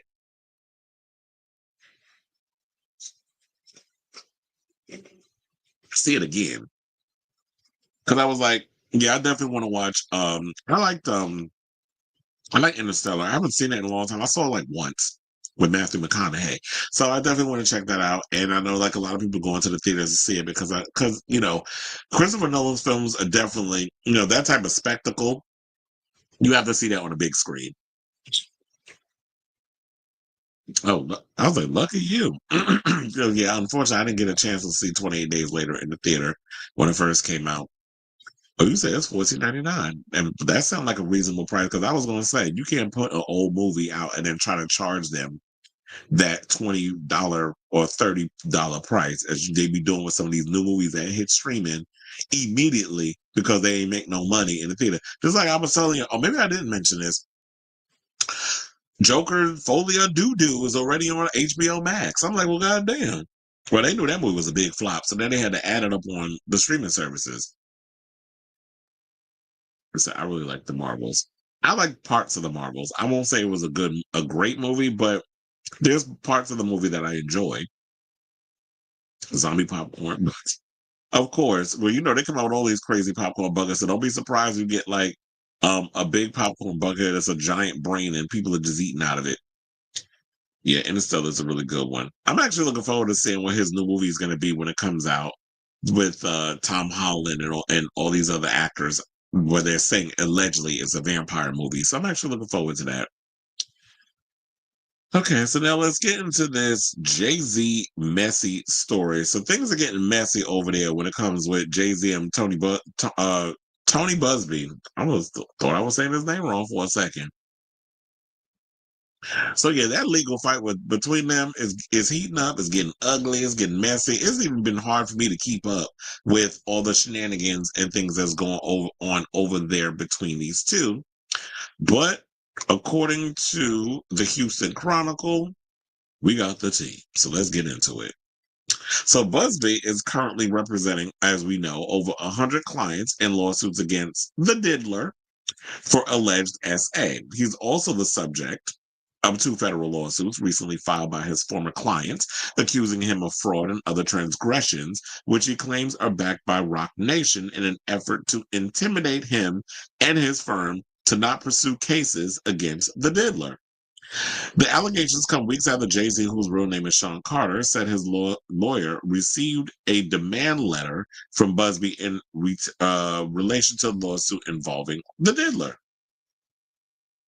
Now, the defendants overstepped, got sloppy, and stupidly got caught in their illegal scheme on tape. This is what Buzbee says in a statement. We intend to cooperate with the authorities to ensure all involved are prosecuted to the full extent allowed under Texas law. Now, Roc Nation did not immediately respond to a request for comment, but they got time to get on the internet and start typing out whole emails and sending threats. Now, Quinn Emanuel Urquhart and Sullivan LLP, listed as a defendant in the suit, currently reps Jay-Z in a lawsuit against the Buzbee law firm, according to court documents. Now, in a statement to the Chronicle, a spokesperson for Quinn Emanuel said Buzbee's frivolous lawsuit is an attempt to distract from his other frivolous lawsuits. We have no idea what he's talking about. This is according to the statement. Now, two former clients are accusing Buzbee of fraud and other transgressions in separate lawsuits filed last week in the U.S. District Court for the Eastern District of Louisiana. Now, both former clients accuse Buzbee and his firm of abuse and unethical conduct in the handling of two personal injury suits last year. Now, they also said that one of the lawsuits was filed by Matthew Ray Thompson, who claims Buzbee's firm intercepted monthly maintenance and cure payments he was owed after being injured while working on a vessel. Now, in addition to misappropriating Mr. Thompson's maintenance and cure funds that were indeed to provide living expenses for he and his family, defendants used Mr. Thompson's benefits for their own gain. This is according to the lawsuit. Specifically, rather than giving Mr. Thompson these funds, defendants used Venmo to parse these funds out to Mr. Thompson and his wife in small amounts as high low interest loans. Child, isn't this the same foolishness with Tory Lanez and the whole Zelle thing with Megan Thee Stallion? Yeah, we about to get into that story next. Because when I heard that, I cackled. I'm like, what is up with y'all? With they using Venmo, then Tory Lanez apparently using Zelle to use his father to blackmail people to make up lies and stuff about Megan Thee Stallion. But let me not focus on that. Let's focus on this. So the other lawsuit alleges that Buzbee misled and financially harmed his client Adam Goodry, I think is how you say his name, a former ship captain, while repping him in a personal injury case in 2020. Goodry claims Buzbee and his firm took 98% of his financial disbursement and 71% of his overall settlement, according to the lawsuit. The Buzbee defendants rely on Tony Buzbee's quasi-celebrity status, not quasi-celebrity, to lure Louisiana residents such as Goodry to the Buzbee law firm, the suit reads. Tony Buzbee draws attention to himself and his firm by repping and suing celebrities, by broadcasting his wealth on social media, and recently by parking a World War II tank in front of his home in an affluent Houston neighborhood. Now, here's the thing. Why is this giving me Tom Girardi tease? You know, Erica Jane husband, the one that claimed he got dementia, that was out here, acting like he's for the people and getting and going through all these legal situations, only not realizing he was robbing these people blind. And that's exactly what he was doing. And eventually he got caught. So Buzbee out here calling people a lie in regards to this whole situation, especially when it comes to, okay, so now this picture don't want to move when I'm trying to move it. Uh, now Buzbee also has denied the claims, I should say, and it said that he contacted authorities about what he called an illegal conduct of Roc Nation and his former clients regarding the lawsuit, saying that Roc Nation has been illegally soliciting individuals for several weeks to sue my law firm. This is what he said. These two individuals who took the bait were promised money to bring the case. Both of these cases are utterly frivolous and will be summarily dismissed. Now, according to Vibe, a Roc Nation spokesperson has replied to Attorney Buzbee's December 18 lawsuit against the entertainment company, calling it a sham that is meant to distract from Buzbee's own questionable practices, saying the following. Tony Buzbee's baloney lawsuit. Hey, why did I have a Bianca Del Rio moment doing Judge Judy?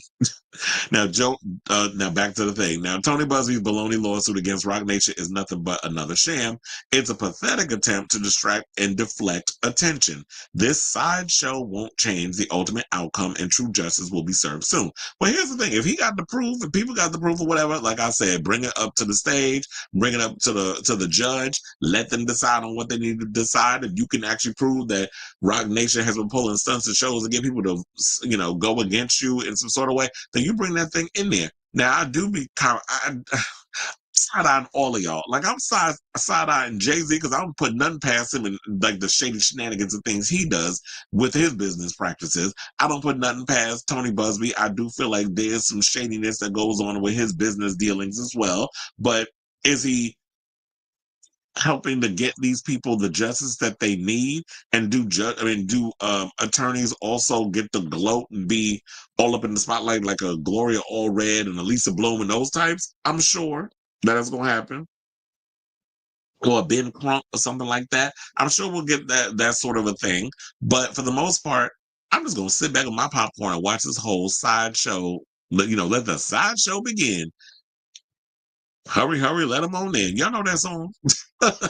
So yeah, I'm gonna just sit back and wait and see how all this other stuff comes out, because this is a hot ass mess. And at times it do be hard to follow along with all of this. It just seems like a lot of legal tit for tat. It's just like, can we just go to court already? Because it's the same thing with Diddy. It's like every time I turn around, I don't like. I'm even getting to the point where I'm tired of talking about him, because I feel like every other day is somebody with a new lawsuit. They get attached to Tony Buzbee's list as the next person who filed a suit, and it's like we ain't even gone to court yet, and that's not happening until like another 5 damn months. So I say all this to say, what do y'all think of this story regarding the latest mess going on between Roc Nation and Tony Buzbee? Whatever your thoughts are, let me know in the comments down below. Mhm.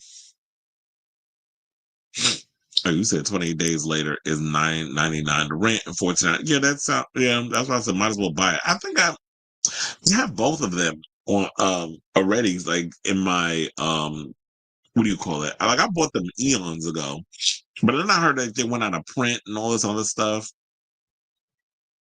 You say Ann from Texas. Michael is shady. Gaga says her album is about the mistake she made. He said, like your current stage of your acting career. He actually said that. Such a shame you lost the role of a lifetime playing Madonna. Oh, wait, the latest on I guess what her album is about is out. Gaga also added, "No, please don't." I feel like "Die with a Smile" should not be added to. It should not be added to the album because I feel like if it doesn't fit thematically with the dark pop, electro pop music that you're doing, I don't want "Die with a Smile" to be added to it because it doesn't feel like it fits. It feels like a completely different song. It feels like something that could be on like the Joker 2 jazzy soundtrack thing that you did. Or it could be a lost track from Joanne. Like it gives that. It doesn't fit in the theme of what she's doing. And she really didn't get out here and promote disease like she should have. At least I feel. Okay, so let's move on. Let's talk about Cardi B. Her and Offset is still going at it. And I'm over it. I'm just like, can y'all please get us out of the group chat? But yeah, she's at this point, she's ready for Offset to sign them damn papers, and he's giving her the runaround. Now, wasn't it the other day? And I was gonna talk about this, but I was like, it's probably like none of y'all gonna give a damn, and y'all probably gonna call her a donkey and all kinds of airheads because she keeps going back and forth with him.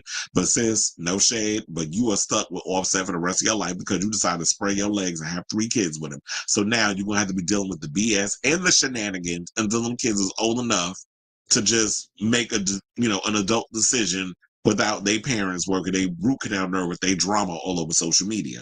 So the other day she was spotted at Offset's birthday party, but I guess maybe she was trying to be all cordial and they were standing in solidarity with each other as parents and she was trying to take the high road and do the right thing. But I guess that was short lived because them two wound up going back and forth on the Twitter. So hold on. So now shout out to Billboard for putting all this together because it's hard to keep up with all the shenanigans. So Cardi and Offset's relationship drama played out in public, or I should say publicly, on Wednesday, which was yesterday, as the former couple aired their dirty laundry with a heated social media spat, which I've been saying for the longest. I wish they would stop with the online media stuff. Don't y'all both got attorneys? Like divorce attorneys, why don't y'all go through the attorney and have them do what they need to do? Why are y'all putting everything on social media? Now, don't get me wrong. On the one side, I don't mind it because I'm nosy, and all this back and forth is good grist for the mill for us pundits to be talking about. But for the most part, keep us out of the group chat. That's the other side of my of the brain. But this side of the brain is like I'm nosy. I want to know the tea. But you shouldn't be going through y'all attorneys. Now, anyway, so after being spotted at the same nightclub in Miami over the weekend as Offset celebrated his 33rd birthday, the latest argument seemed to be sparked by Cardi accusing Set of following her to the club. Now, the Migos rapper fired back by posting a photo he took of Cardi earlier in the night, proving they were together in an attempt to dispel the narrative. Said nobody win when they fam fight. Stop capping to these people to make yourself look like the hoe. This is what he wrote. It ain't the look you a fire woman what? It ain't the look you a fire woman good music, but you focus on dick and trying to make me look bad. Focus, bro. This shit is whack from us both. Honestly, drop the album and go up. Now, based off of Offset saying that, I'm with him on that. No shade, because we've been saying, sis, drop the album already. Stop running around after penis. Whoever's dick it is, I don't know if it's sex dick. And that's how you got that third damn baby. Y'all was supposed to be getting a damn divorce before that. No, in October, November, you announced that y'all was like not together. And then you got horny. Them juices started puckering in your cootie cat. And then you had to go back that thing up on him on New Year's Eve. And 9 months later, here come baby number 3. So I do agree with that. It's like, you know what? Stop the capping. And because you make yourself look like you dick hungry. And look, there's nothing wrong if you're a woman, because women got needs, so do men. But if y'all want to go out and you want to get your shit in, go ahead and do that. But keep us out of it on social media. And I think what it was probably that she was at the birthday party. Set was looking good. She was feeling her oats. She was horny. Probably had that Henny up in her. You know, sometimes when you drinking that Henny, the Henny make you do things that you're gonna regret in the morning. I know because I'm a Henny drinker. I drinks the dark juice, or not dark juice. I was dark liquor. I drinks the brown juice. So, and I had to weigh myself over that, so I don't be drinking like I used to. But yeah, you know, when you got when the drinks is flowing and you partying and you having a good time and stuff, sometimes you be looking at that ninja that done pissed you off. And you like, you know what? I can't stand your ass, but you really know how to lay that pipe. And let's go in the bathroom and let's get it in. But now he trying to say that she out here looking like a damn hoe, running around following him like a lost puppy because you horny. And it's like, girl, if you want to get ran through, get you somebody that just ain't on the top priority. Make sure you put a condom on them and do what you need to do. Because the last thing you want to do is get pregnant by somebody that ain't even your man and that you don't care about. Especially because after you have a baby, I hear like women are really fertile, even more so fertile when they have the kid. So the Grammy winning rapper didn't take kindly to what he said. And then she decided to hop on the Twitter spaces, claiming that she gave Set spike time and attention for one day, but it didn't mean anything as far as a possible future together. Now, Cardi followed up on Twitter by demanding he sign the divorce papers so that they could both move ahead with their lives. She said, so dating because I'm single means I'm just worried about dick? You sound like a dummy. Excuse me, she replied, trying to be fake nice after you did what you wanted from the beginning, trying to push a narrative to these people. Congratulations, F off and sign the papers today. So she's like, well, if you're going to jump on the gram or you're going to jump on any of the social media platforms and you're going to come out here and say some mess, then I'm going to jump on the social media and do the same thing. So then Cardi B, I think, had baby mama acting a bee. Somebody went and wrote, ain't nothing cute about this. Get in the studio, boo. Another person said, God streaming this new banger. So I'm like, girl, don't jump into it. So yeah, this is the thing that she said about the whole situation. All of a sudden it says single and miserable, check to last 10 spaces. You mentioned me. You getting hit. TH at the flex though. Get your flex on mama. I really need y'all to learn how to speak and spell before y'all hear saying. And she said, single and miserable. Nah, you just mad that I'm outside and you thought N-word wasn't going to be on me because in your words, I got 3 kids in my 30s. I'm miserable. I don't bother none of the hoes you F, but so it cuts off. But hopefully if I read the rest of this article, it might have all the tea up in there. So yeah, y'all all outside doing what needs to be done. Y'all just need to be honest with what it is that y'all, girl, this is what happens when you this is what happens when you attach yourself to community dick and you decide to marry the community dick rather than keeping their ass where they're supposed to be. Well, hold on, but I actually have the hold on. I actually got her audio. We'll play some of it. Hold on. Because you know Cardi likes to go in. And it's entertaining. Hold on. Because now I'm forgetting what I'm supposed to be doing. Okay, I got it. So hold on, because I don't know if we're gonna play the whole damn thing. It's 5.5 minutes, but if it gets to a point where I'm like, okay, I feel like we got the gist of it from the spaces, then we can cut it off. But let's play the clip.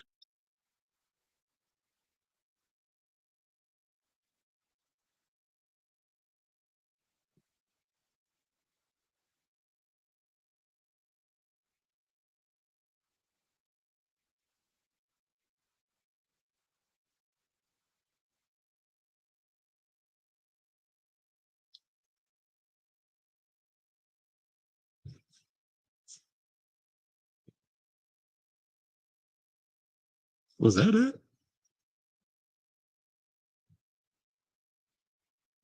Wait, hold on. Because it was like a long pause.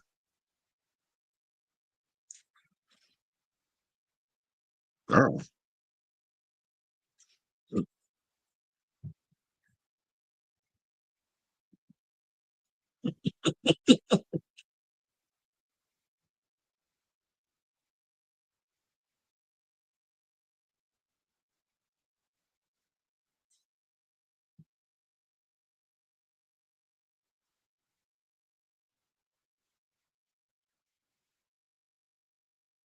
Wait, hold on. Let me know in the chat. Can y'all actually hear it? Because at one point it said lost audio connection.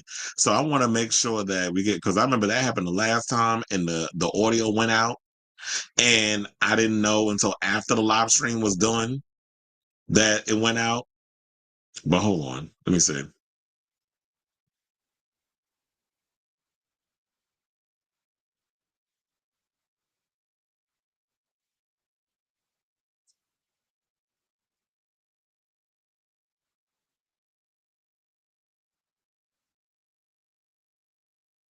Okay. So wait, hold on. Let me refresh it.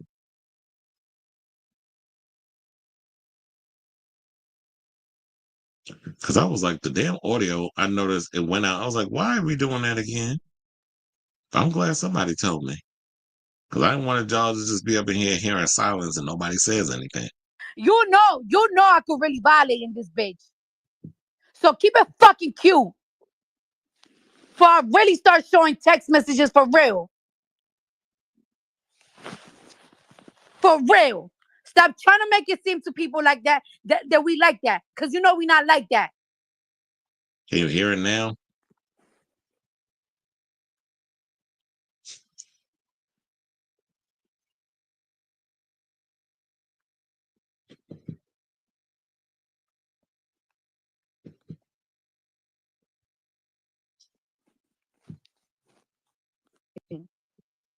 Now it's really fuck you, dead ass. I hate the motherfucker. Hate him. Can we be nice for one fucking day? Yeah, that's what you wanted. So you could go to the world. Look, look, look, look. Fuck out of here. I was talking about you gonna pop out with a bitch. Pop out with a bitch. I don't give a fuck. Stupid ass bitch. Yeah, you wait till I sleep to talk shit, huh? Fucking hate this nigga. Let's go to war then. Let's go to war for real. If that's what you want to do. Let's go to war for real. So I could fucking end up ruining your whole fucking career for real. Stop playing with me. I don't give a fuck.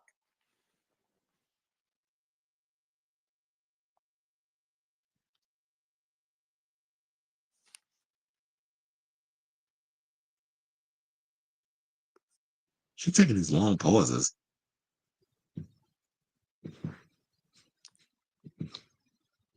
Okay, so at this point, we're just gonna pause it. Because I'm like, girl, you taking these long ass pauses.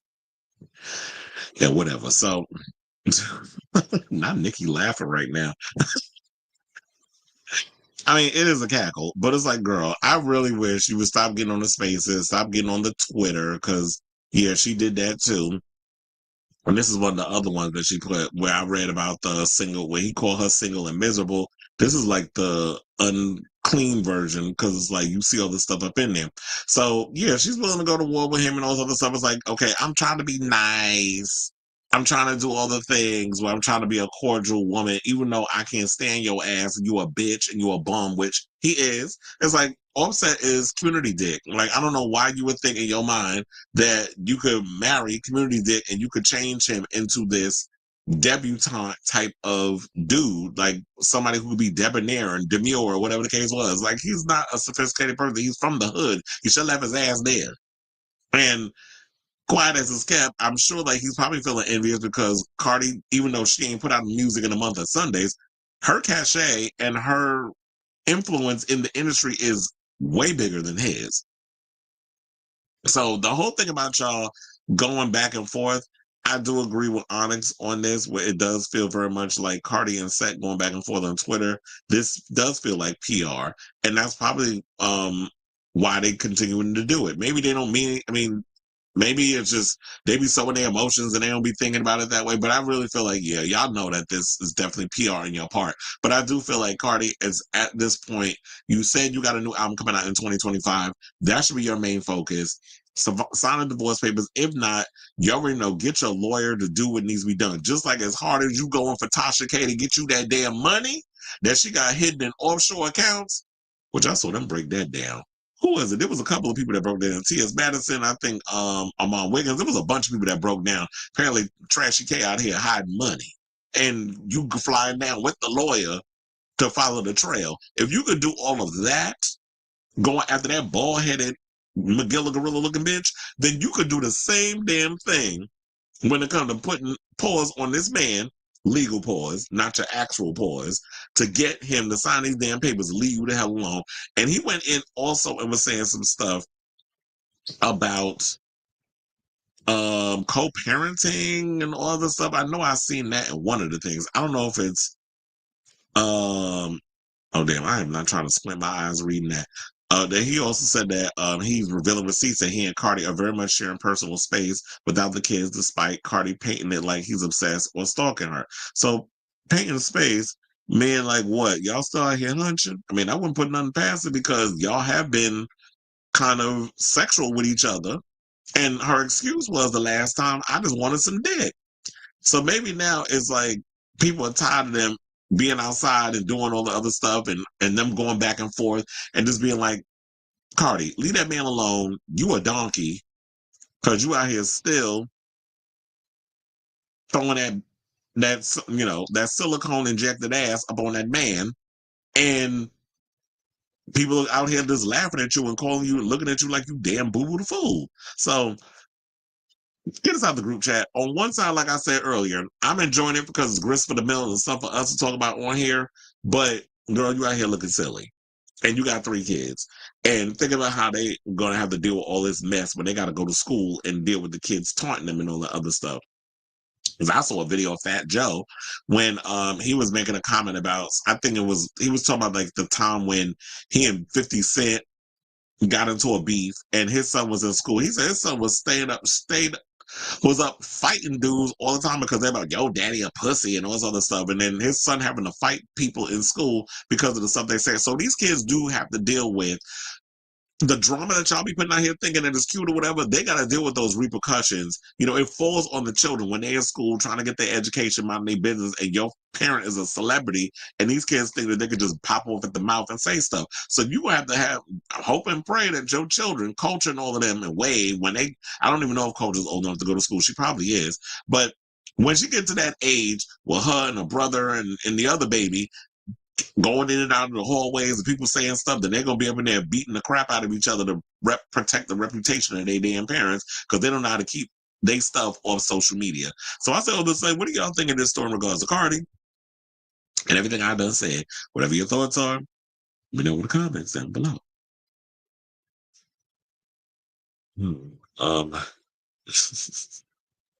He said, I live for Cardi. She finally done. Okay. She a Libra through and through. Social media is her downfall, but she also knows her greatest asset, which is why she keeps using it. Rock Nation just respond, Lord Jesus, I'm tired. I'll bring that up. I was like, do I need to bring that up now? Hold on. What the people over here said.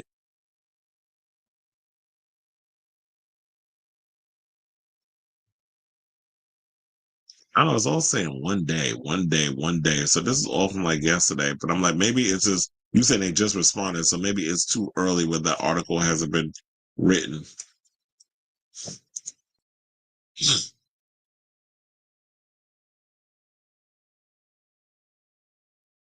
Ooh, well, I did say what, but hold on. This is something that's relatively new. This was just written by Hot New Hip Hop 54 minutes ago.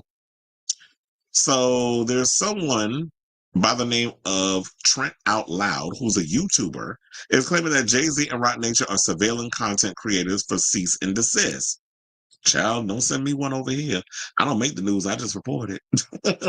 So they said the explosive lawsuit against Jay-Z and Diddy for alleged SA of a 13-year-old understandably dominates a lot of pop culture and gossip discourse these days, both within and beyond hip-hop. So it's no surprise that Roc Nation is keeping a close eye on things. But how close is this gaze? Moreover, YouTuber Trent Out Loud recently claimed during a video that Hov and his company are surveilling content creators to make sure no one steps out of line with their remarks and watching out for potential cease and desist. This is an understandable reaction, but folks are still skeptical about potential oversteps. While we were on the phones and talking to sources and doing our research, this is hot new hip hop, by the way. Oh, actually, no, it's not. It's Trent Out Loud. It said, while we were on phones and talking to resources and doing our research, two people told me that Roc Nation and Jay-Z have a whole team scouring the internet and making sure that content creators are not stepping out of line. This is according to Trent Out Loud. And they will send cease and desist letters or legal letters with the quickness. So I wrote these things down and I sent it to our lawyers to review it just to make sure that we're in the clear with everything. All right. What was missing on Jay-Z's statement? Nobody talking about this. I don't understand. Maybe some people are a little afraid to talk about it, but we are going to touch on it as much as we can. What I don't understand is why can't we talk about why can't we talk about what's going on? Oh yeah, I found it. So apparently Hollywood Unlocked had the clip. Hold on, we're gonna play that and see what they had to say. Shout out to Jason Lee and them over there. But I don't understand if it's in the news, we can't sit and have the discussion. Like you're not exempt from criticism, Sean. It's like we're not out here making speculations. Like, yeah, I was in the room when Jay did what he did. Like nobody can say that, but we can look at the stuff and speak on it and speculate with the alleged. But hold on, we got the clip. Hold on. Or on Spotify. I have a paper in my hand. I wrote down the things that I wanted to talk about for two reasons. One, because there's a lot of things going on. I want to make sure I cover everything. And two, more importantly, while we were on the phones and talking to sources and doing our research, two people told me that Roc Nation and Jay-Z have a whole team scouring the internet and making sure that content creators are not stepping out of line, and they will send cease and desist letters or legal letters with the quickness. So I wrote these things down, sent it to our lawyers to review it, just to make sure that we're in the clear with everything. All right. So the three things that we're going to talk about is what was missing on Jay-Z's statement. This is nobody's talking about this. I don't understand. Maybe some people are a little afraid to talk about it, but we are going to touch on it as much as we can. The second thing that we're going to talk about is the real reason, for those of you who are seeing this on YouTube or on Spotify. I have a paper in my hand. I wrote down the things that I wanted to talk about for two reasons. One, because there's a lot of things going on. I want to make sure I cover everything. And two, more importantly, while we were on the phones and talking to sources and doing our research, two people told me that Roc Nation and Jay-Z have a whole team scouring the internet and making sure that content creators are not stepping out of line, and they will send cease and desist letters or legal letters with the quickness. So I wrote these things down, sent it to our lawyers to review it, just to make sure that we're in the clear with everything. All right. So the three things that we're going to talk about is what was missing on Jay-Z's statement. This is nobody's talking about this. I don't understand. Maybe some people are a little afraid to talk about it, but we are going to touch on it as much as we can. The second thing that we're going to talk about is the real reason, for those of you who are seeing this on YouTube or it appears that Jay-Z has been named in this new lawsuit. On Spotify. I have a paper in my hand. I wrote. Oh, so I don't think they had the whole clip because I'd be like, oh, and then we got. I'm going to say allegedly for the next couple of statements I'm making because I want to be factually correct. First of all, foremost, I want to shout out to Jay-Z's lawyers, Alex Spiro, and a team that represent whether it's Roc Nation or Jay-Z's personal interests. I'm going to be very careful how I speak today because I do know y'all tactics as well. Y'all tactics, which by the way, y'all did with Milagro, is when people don't speak that favorable or attack, or you call attacking, clients or speak in certain light about whatever, lawsuits come. And it's going to be kind of ironic because y'all are now claiming someone's doing that to y'all, even though y'all sued somebody. It's all good. We'll get to it. So everything I'm going to say, I want to be within the area of not saying anything that I could be even legally liable, even remotely. Okay. All right. It appears that Jay-Z has been named in this new lawsuit. I'm going to say allegedly for the next couple of statements I'm making because I want to be factually correct. First of all, foremost, I want to shout out to Jay-Z's lawyers, Alex. Okay. So now, but then the people in the comments said, when you have a reputation to uphold the billionaire, children, 2 young daughters, yes, you should pay people to protect you and your reputation. The internet works overtime to destroy people with their thoughts and opinion and not enough facts. Yes, Jay-Z, good job. I don't blame you. Well, yeah, I do feel like that he should go after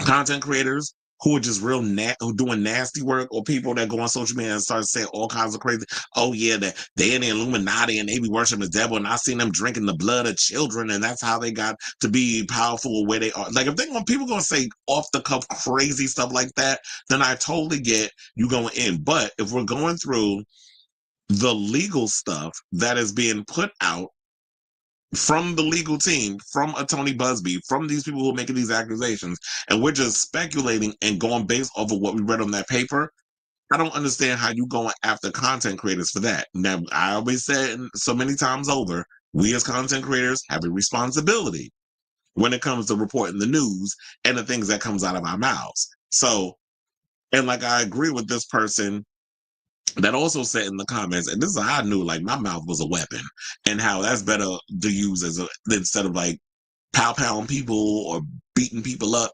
The mouth is way more lethal. So they said the tongue is a sharp sword. We've gotten to the point where society at large really believes you can say anything with impunity and no pushback. If you're gonna go after someone's name and reputation, you better be prepared for all that comes with that scenario. And that's why I've been saying for the longest, I'm going to sit back with my popcorn and wait and see what comes out, and then we'll report it on it then. Because I wasn't in the room when Jay-Z allegedly was doing what he was doing with the diddler and this 13-year-old who's accusing him of being there when the time and partaking in the situation. So we can't sit up here and start speculating, because there's been a lot of people that have been jumping on, see, I told you that Jay-Z finally going to get what's coming to him. That, you know, back when Diddy was first, all the stuff about Diddy first started coming out, people were so quick. Jay-Z next. Jay-Z next. I was seeing it. Everybody, especially from black conglomerates in the comments. It wasn't necessarily the bloggers that was doing it, but it was people that Jay-Z next. How the fuck you know? And then they all speculate and bringing up old past stuff with him and Foxy Brown, who Foxy Brown definitely denied it. But then the other day I saw this video somebody sent me, and I was like, why is she sound like she doing the Britney Spears vocal fry? Girl, you don't sound like that. Like, how you from Brooklyn doing that hood rap thing that she does? And then all of a sudden she starts doing this whole voice thing. And I'm like, who talks like that? I ain't never heard no Brooklyn girl sound like that. Like, who is this girl and what have y'all done with Inga? That's her real name. But somebody said, yeah, you should watch your mouth with everyone you speak on, not just Jay-Z and Beyonce. Everyone should be careful in speaking on things you haven't witnessed or don't have proximity to. It's not about speaking unfavorably, it's just in how you say it, and a lot of these podcasters and content creators don't even have media training of some kind. A lot of them are very reckless with the deliveries, and it's going to come to bite a lot of folks in the ass. And they're absolutely right, because I've always said that, you know what?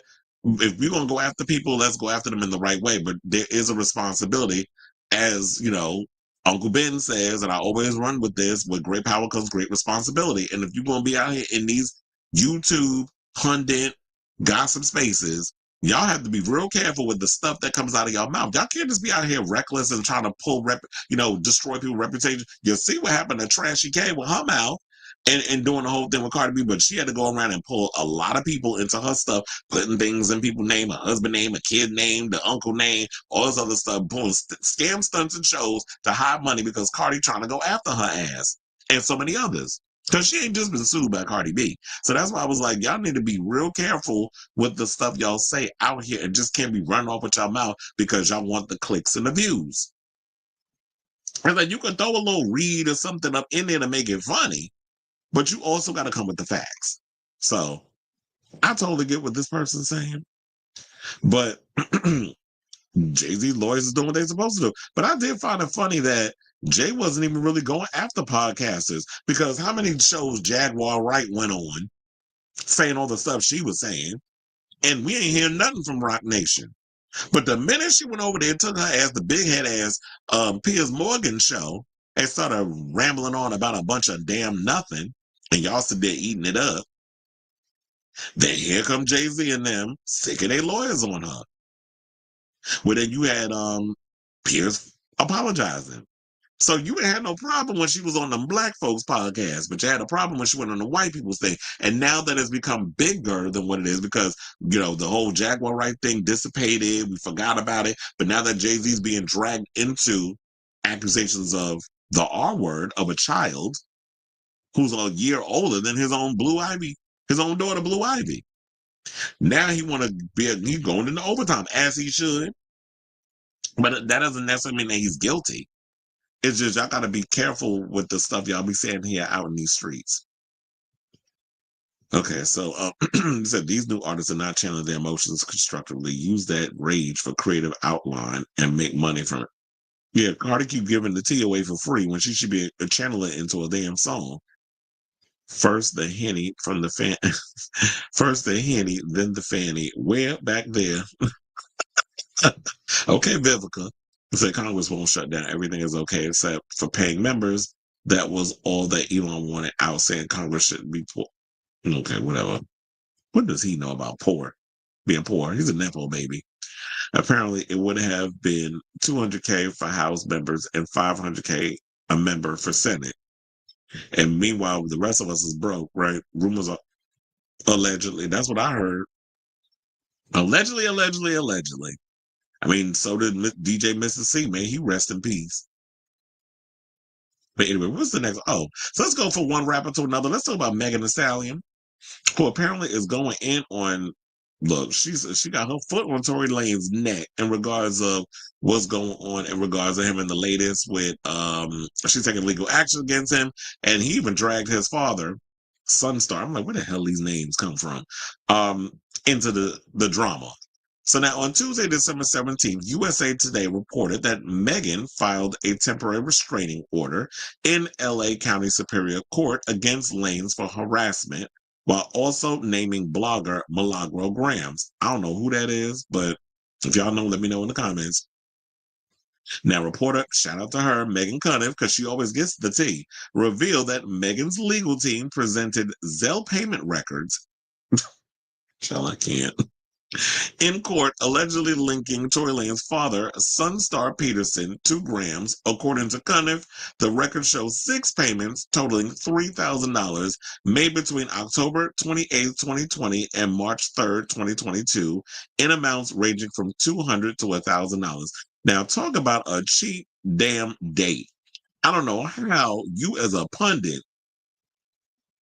Well, it goes to also show that it don't take much to buy some of you hoes over here on YouTube and all these other social media platforms, because you giving me small little Zelle payments, which go to show them Tory Lanez ain't got much coins to rub. You ain't got many quarters to rub together to even accumulate $3,000 because you doing it in installments of $200, sorry, to $1,000. So yeah, so we actually got the receipt right here. So it shows, according to Megan Cunniff, Megan's lawyers also obtained the Zelle situation. So between March 3rd, 2020, well, no, because we got 2021 up here. Why y'all didn't put it in order? So the first date that it seemed like when, oh, okay, I see it now. Apparently, I'm not paying attention. So October 28th, 2020 to March 3rd of 2022, all that money was accumulated in little installments. So $500 here, $1,000 there, $300 here, $200 here, $500, and then eventually all the money added up to $3,000 in total. And all of this, so that way you could pay a blogger to spread negativity about Megan Thee Stallion, so that way you come out favorable. Make that make sense. So now Double XL reported that Grams was being sued for sharing deepfake porn of Meg, and in response, the blogger took to Twitter to dispute the claim, saying they're so ready to get this out and they're speaking out of term. This is what she wrote yesterday on December 17th. I'm not being sued for posting deepfake porn. The paperwork clearly states I not create or post the video. That would make this tweet what? Now, many criticized Graham's alleged involvement with Lanez and his team, with one commenter writing, "Girl, you did all that slander for 3K." Another added, "If this was true, it's beyond messy. The lengths people will go to defend someone is wild." And as I said, that is true. That's why I was like, you know what? Like, oh yeah, so and I got the shade room situation too, in case y'all didn't see that. Yeah, they go her donkey ass. You out here getting bought and paid for. This is why I say, you know what? Me personally, I ain't being bought and paid for unless you're going to send me a little super chat or whatever, which I do recommend on the show. I appreciate those. That is how you show support for the show. I do get paid from YouTube with the amount of videos and stuff that I post up. So I'm in no ways tied or hurting for any kind of situation. Now, I don't understand some of y'all where it's like, you know what? I'm going to take a little something, something from somebody so that way I can have a little money in my pocket and all I got to do is spread a lie. Like, I don't understand them getting in that business because you ruin your reputation that way. People are not going to want to believe you when it comes to spilling things because it could be some sort of bias there. If you could be bought for Meg for 3,000, I mean, to go and slander Meg from Tory Lanez with some 3,000 damn dollars, then I'm sure somebody else is going to try to do the same thing. So now, whenever I'm watching your show, whatever the case is, how do I know that you're being neutral? How do I know that you're given a natural situation and then you are one of those that cannot be bought and paid for by some celebrity? Because I learned that from going to the Wendy Williams School of Celebrity News and Gossip. It's like, look, I talk about the people, we talk about the things on this show, we have our laugh and kiki, I go home and mind my business.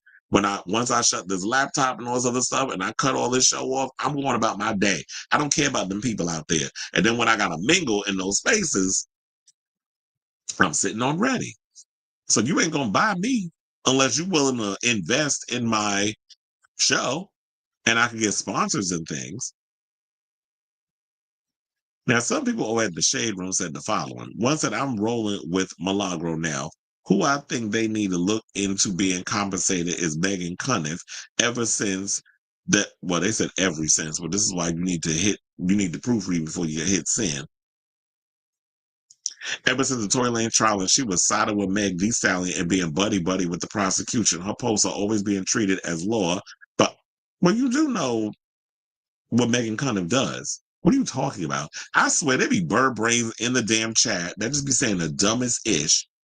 Oh, I mean, even if somebody shows you proof, that is basically equated with, oh, you siding with the other person. You're being biased towards this person. But what if the person was being wrong in what they did? If there is proof stating that this person basically used another blogger, paying them money to spread lies, and the proof is there. What are you talking about? That's, oh, you pro this girl and you anti him. Yeah, because if he's in the wrong and it's been proven, then you should be against that person. What are you, dumb? I really don't understand the logic of some of y'all out here. Another person said they even show y'all proof and y'all still calling her a liar. Get off the hate train and pay attention to facts. Yeah, well, apparently a lot of people are alerted to facts. This is exactly why we got the president that we're about to get in January, because the facts have been around here. Y'all got short-term damn memories and y'all just believe the bullshit. But then when somebody actually presents y'all with a fact, you couldn't tell a fact from a hole in your asshole. And so everybody keeps talking about, oh, they said this woman has a hatred for Meg that is so unwarranted. I can't stand when Black women look for reasons to hate another Black woman, simply what appears out of jealousy. We are all blessed with the same 24 hours a day. Y'all, God willing. Look, I can't with y'all with that. It's like, look, the whole Black woman thing, can we just not always try to make that about, well, you just be hating on a Black woman or look for reasons to hate another? That's just a lazy argument. So, It's just the fact that, you know what, people just be, I guess, you know, some people got their deep hatred for others and can be easily bored. Damn, I should have checked to see if there was another. Oh, there was another receipt. Hold on, because I was like, I know there was another damn receipt in here that I forgot to show y'all before we get up off this topic. So yeah, now this is the restraining order that Megan Pete, who's apparently 29 years old, I didn't know that, had filed. And yeah, so and then against Daystar Peterson, who's 32. So now they're saying that the order that request was filed by her attorney, Mari Fagle Henderson, and alleges that Lanez had used a third-party blogger or bloggers, including Grams, to harass and defame the rapper, in that Megan also sued the blogger in October for emotional distress, cyberstalking, and sharing the deep fake porn. Reportedly, the restraining order details that if Ms. Pete is not issued at least a civil harassment restraining order, she will be left without any protection for when Mr. Peterson is released from prison. This possibility alone causes Miss Pete severe emotional distress and makes her fearful for her life. So she wants him to stay at least 100 yards away from her home, workplace, and vehicle, while also demanding restrictions on contacting her directly and indirectly. And of course, before we wrap this up, I forgot to mention this. So Tory Lanez has responded to the stuff. According to TMZ, Megan's claim that Tory filed legal docs to undermine her new Amazon Prime documentary is ridiculous. Now, instead, Tory's legal team said the timing of the legal filing Meg is referencing has nothing to do with the release of her documentary and was filed simply to comply with legal deadlines. Now, in her request of this restraining order, she claimed that Tory is waging psychological warfare by allegedly employing any army of bloggers to talk trash about her online. Now, our source also said, well, their source, I should say, also said that Meg's legal team has proof connecting Tory to the blogger who's been bashing her, namely financial records or of a handful of payments Tory's father allegedly made to Elizabeth Milagro Cooper between October 2020 and March 2022, totaling $3,000. So, and I showed y'all the receipts and stuff on that, and people still calling Meg the Stallion a liar. And this is why I'm like, I don't understand what's going on with him, because she ain't wind up with bullets in her feet due to stigmata. Like, somebody had to have pulled the trigger on her. And if you're not willing to name the bodyguard, if you're not willing to name the ex-friend, it had to be somebody. It ain't the car. The car's not Christine. The car didn't try to commit a crime and try to kill her. So it's clearly you, but you just don't want to come to the admission that you did something dumb. Can y'all just ship his ass back to Canada, him and Aubrey? Because I'm tired of these two. So I say all this say, what do y'all think of this story in regards to all of this regarding Meg and Tory and the foolishness going on between them? Whatever your thoughts are, let me know in the comments down below. John Lennon's son, Julian, announced cancer. I think I heard something about that, but shout out to him. I know his mother's still alive. I said, I mean, Jasmine really was telling the truth. She's not doing Scream 7, and Patrick Dempsey isn't doing Scream. So, well, we'll see. But maybe the announcement for her was the podcast that I mentioned. Because, yeah, we haven't heard anything in regarding of Jasmine. Okay, so now, chill, let's get into more rapper news. Daddy Yankee is going through it with his ex-wife. Well, I don't think they're divorced yet, but child, allegedly she out here and she stole his money. And I think he's taking her to court. So he's claiming that his estranged wife, forgive me if I say her name wrong, Meredith Gonzalez, withdrew a sum of $100 million from two of his music companies without his permission.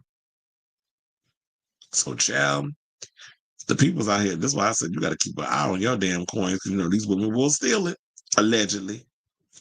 And I thought about talking about this before because I did come up with the story last week.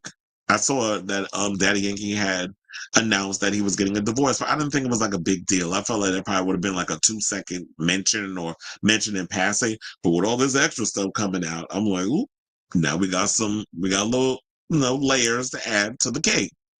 So the Puerto Rican rapper born Ramon Luis Ayala Rodriguez alleged in court documents filed last week in San Juan. Try to do my little accent. My billboard that Gonzalez took $80 million from his El Cartel Records account and another $20 million from his Los Canglis account. Now, Gonzalez allegedly served as CEO and her sister, Aisha. Oh, yeah, it's spelled Ayeicha. You already know them people with them names. Gonzalez Castellanos allegedly served as security/treasurer of the record labels founded by Yankee. Now, according to the reggaeton hitmaker, the alleged theft of company funds occurred on Tuesday after he had already revoked Gonzalez and Gonzalez Castellanos authority and warned that they could not carry out any transactions on behalf of the business. Because he's like, well, damn, now that you're no longer a part of my life, you're not getting any kind of access to any of the coins or anything that goes to go on with the business. Now, Yankee, who's 47, claimed that he lacks access, interference, and information to all that he generated and continues to generate, into which he is entitled. He asked the court to enforce immediate removal of Gonzalez, also 47, and Gonzalez Castellanos, from any function or interference in corporations as officers or administrations thereof, and the delivery of the information and documentation that they have legitimately or illegitimately withheld. And the Grammy winner claims that the sisters improperly obtained a greater power over the operations of the cartel than was authorized, which he resulted in the detrimental and negligent performance for the company. Furthermore, he alleged that they failed to render an accurate account of their actions, disregarded formalities and requirements of the corporate legislation, and made irresponsible financial decisions. Well, damn, you were sitting there letting them do all of that whole time, or were you just so busy recording and touring that you wasn't paying attention to what was going on, and you just thought that, okay, because she's your wife, that you're not going to make a big deal out of it, or you just trusted her enough that you were just going to let her do what would need to be done. Meanwhile, you feel like she was just skimming off the top. So, for example, Yankee claimed Gonzalez hired a third party to represent El Cartel in the sale of his music catalog to Concord for an amount that turned out to be unreasonable, disproportionate, and far below the real value. Well, you should see, this is what I be telling y'all. I don't care who it is. I need to know what deals are being made. I need to be in the room when it comes to the business. You cannot be trusting these people to the point of like, oh, well, I'm the artist and you're the business person. I want to at least know and understand what you're doing so that way I can learn to make an executive decision. This is show business. This is not show performer, show talent, show whatever. You really need to be up on your business side. And quiet as it's kept, the industry is more or less heavy on the business and a little less on the show. I mean, you get 2 hours to get up there and do your show and you spend hours in the studio, so, but it's always about the business is the most important thing that you have to know when you're in the music industry, film, whatever type of profession you're doing. So now the Gasolina chart topper was allegedly not provided with a copy of all the contract documents, and to this day, he does not know the real scope of the transaction, nor does he have detailed knowledge of what was or was not sold, nor the limitations he may have on the use of his musical transactions. Would this be an accountant type of situation where they have to come in, a business accountant, and have to come in and just really go through all of the paperwork to figure out what's happening with the money, where the money's going? Or where it has gone. He went on to call Gonzalez alleged 20 million withdrawal from the second account a desperate attempt that went against the warnings received and express requests that she put a stop to into any management and initiative that will compromise the company's finances. The musician's filing stated it has now become evident why she wanted to keep him in the dark and deny him information about the withdrawals and cash movements that she and her sister were making behind his back. Now, Gonzalez and Gonzalez Castellanos did not immediately respond to Billboard's request for comment. So, yeah, Billboard was on this story, Jam. Earlier this month, Yankee revealed that he and Gonzalez, his high school sweetheart, were divorcing after nearly 30 years of marriage. Now, in a Spanish statement shared via his Instagram story, the man behind Despacito explained that he spent many months trying to save his marriage, but ultimately had to respect Gonzalez's decision to file for divorce. Now, the former couple, who wed in March of 1995, share daughter Giselle, I think that's how you say her name, who's 28, and son Jeremy, who's 26. Yankee also is a dad to another daughter, Yamile, from a previous relationship. Now, during the last day of his farewell tour, La Meta, which basically means the goal, in December 2023, he announced that he was retiring from music to serve God. So, girl, you keep solving. Or serving God, but I'm hoping, like, you know what, Daddy Yankee, because that's how some of the people be saying his name.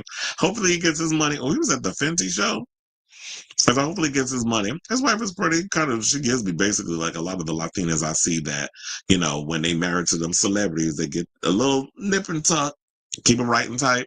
But girl, if you out here stealing that man money, you got a lot of explaining to do. And you know, I've always been a Daddy Yankee fan. I've always liked his music ever since, like, you know, Gasolina and stuff. So I'm a big fan of his music. Hopefully he gets his money, and I'll definitely keep track of this story as it develops. So let me know what you guys think of this story. Speaking of which, in the comments down below. All right, child, let's get into this mess with this heifer. Kim Zolciak still talking about her marriage to Kroy, and she really wants us to believe all the shenanigans, the buffoonery, and all the other stuff that she's trying to perpetuate herself to be a damn victim. You need to change your name from Kim to Karen, because you definitely giving Karen tease with this story. So the former Bravo star said she isn't holding out hope that Kroy will change his ways, claiming that he has changed and it didn't work, not for the good. Now, rep for Kroy did not immediately return to people's requests for comment. The reality star also addressed the former couple's living situation and claimed they are still under the same roof. She added that the recent visits to their shared home from police over domestic disputes has been awful and terrible. Now, most recently, authorities responded to a call from their Atlanta home over a parking issue. TMZ reported people has reached out to local police for confirmation. They will also call one day before Thanksgiving after they accused each other of DV. However, the police made no arrest due to their contradicting stories. People confirmed through the police report. That's because she lying. She out here trying to act like Kroy beating on her. But the thing is, look, Kim was on The Real Housewives, feeling her damn self. This is why I was saying y'all should just let that show an all black series. Nene, I blame you for giving that old saltine a platform. That saltine and a wig a platform over on The Housewives. We did not need to have a white girl up on there. Now, I'm not trying to make it seem like I'm racist. Well, first of all, people of color can't be racist. We can be prejudiced, but not racist. And I'm not prejudiced anyways because I'm a mixed race. However, Kim, when she was on it, I will say this, she was entertaining. She was when she was naturally herself, but then over the years, when she started getting her little surgeries and the wigs got better, and then she met Kroy because he was in the NFL. Wasn't like he was Tom Brady or Patrick Mahomes or even Travis Kelce, but he was a football player. He played for the Atlanta Falcons. He was doing his little thing. He had a big old ass, still got the big snack table. But then the word on the curb is he erases his damn self, especially on that season when Kim came back and was feeling her damn self, and then how the whole cast was going after her, and allegedly he had a gun on the set when they were filming. And then she tried to pull this little Karen move. I want to leave. Everybody's picking on me. And then how when she got with Kroy, she was acting like she was too good for the damn show. And I don't know how somebody who goes around throwing a temper tantrum saying, "Oh, I'm not going to film. I'm not going to do stuff with them. I always had an excuse. I don't want to go on the girls' trips. I don't want to do this, that, and the third." And then they gave her own damn show, which nobody watched. And the show lasted for 8 damn seasons. And you would think with them people over there at Bravo laying out the red carpet for her mediocre ass and them little rugrats and her husband, who always looked like a bit dude, like doing that show. Now when she done clean his ass out and ate up all his damn money, gambling debts allegedly, all these other things that he accused her of doing. Now she want to come out here and talk about it's going to take a long time to heal from all the trauma this man put me through. Like, girl, Go jump on a soap opera. But then again, the closest you came to jumping on a damn soap opera was the Housewives of Atlanta. Do she need to go back to that? I don't want to see her in the Housewives. Kim just gonna have to figure out what other way she gonna grift. But yeah, they was doing like and for people who don't know how they met doing an episode of the Housewives. I think they were doing like some low budget Sheen version of Dancing with the Stars. And Kroy was on there, and that's when they met. And they broke up, but then then they started dating. Kim was like, "Okay, I made it. I don't need the show no more," and she wound up doing her thing. But then over the years, we started finding out that it was like she was eating up the money with her debts and overspending and the surgeries and gambling and all that stuff. And Kroy even went out of his way and adopted them other daughters, Brielle and the other one. What was it, Ariana? Adopted them because they don't know who their damn father is, allegedly. So I think if anybody is more traumatized by this marriage, it'd be Kroy for getting so caught up in that ran through puss that he let her bleed his ass dry. And now there's no more gravy train for her to ride. She's no longer, invested in the marriage. And now she want to play victim. And that's another thing I didn't understand too, because I'm sitting there like, well, how y'all still living up in the same house, going through all the damn drama? So it's like a War of the Roses type situation. And I also feel like, you know what, if she was so traumatized and he's so controlling, why even still stay in that house? I would have left. And we all know that the only way Kim Trashbox Hooker, say that sounds fast, Zolciak, will get over the trauma Kroy put her ass through is under a much older man with a whole lot of coin in his bank account. So, Kim, that was cute or whatever, what you tried to sell over there to people, this little story. Because we know that when it comes to the Bravo celebrities, y'all run over the people to give y'all exclusives, to make y'all have this certain narrative where y'all look good in the press. But says, ain't nobody buying it. Not none of us who've been watching you on TV and how you move through these streets. Allegedly. So I'll say all this to say, what do y'all think of this story regarding Kim? Do y'all even believe this buffoonery that she out here trying to put for the people to believe? Whatever your thoughts are, let me know in the comments down below. Okay, so now we have 3 more topics left in today's show. So if you have not already, I will please hit that like button and the subscribe button. Also, be sure to smash the notification bell so that way you know when we go live with a brand new episode of Chris Evelyn Unfiltered. I will also be putting timestamps in the episode so that way you can follow along to certain things if you don't want to go and through the banter and stuff that we've been doing on the show. That'll be after like the live stream and everything is over. So, without further ado, let's get into this topic regarding Madonna and her upcoming documentary. Well, it's not hers necessarily. Sky TV did a documentary on the Queen of Pop and basically shows how she was coming up through the trenches. The Becoming Madonna doc was directed by Michael Ogden, and it's an unofficial documentary that offers fresh insights into one of pop's most compelling origin stories. And I definitely want to see this. So if hopefully YouTube will put it up, because I think Sky TV is over in the UK, if I'm not mistaken. So I would love to see this air on one of the streaming services. Like I was asking, well, shout out to Robert because he sent me the one about Ace of Base. There's like a 2-hour documentary and stuff on them that just came out, and somebody uploaded to YouTube. I haven't gotten around to watching it because y'all already know I was busy with Drag Race and all this other stuff. So I'm gonna definitely check that out when I get around to it. Hopefully this weekend I'll be able to check it out, since it's the holidays and things of that nature. But yeah, so shout out to Attitude for this story, by the way, because they had the trailer. And I saw the trailer. The trailer looked pretty good. It's heavily on the early years of Madonna, and you get to actually see her with her brother, Christopher Ciccone, who, recently just passed away from cancer. So it says, it's one of pop music's foundational fables. A young girl moves to New York with only $35 in her pocket and asks her taxi driver to simply take her to the center of it all, which was Times Square and still is, but Times Square is where he dropped her off at. A few short years later, she's quite literally ruling the world as the undisputed queen of pop. And remember when she did an episode of American Bandstand, he asked her what would she like to do, or whatever, down the road, whatever. She said to rule the world. And I know it sounded funny for her saying that, but look where she's at now with her career. She actually did rule the world at one point.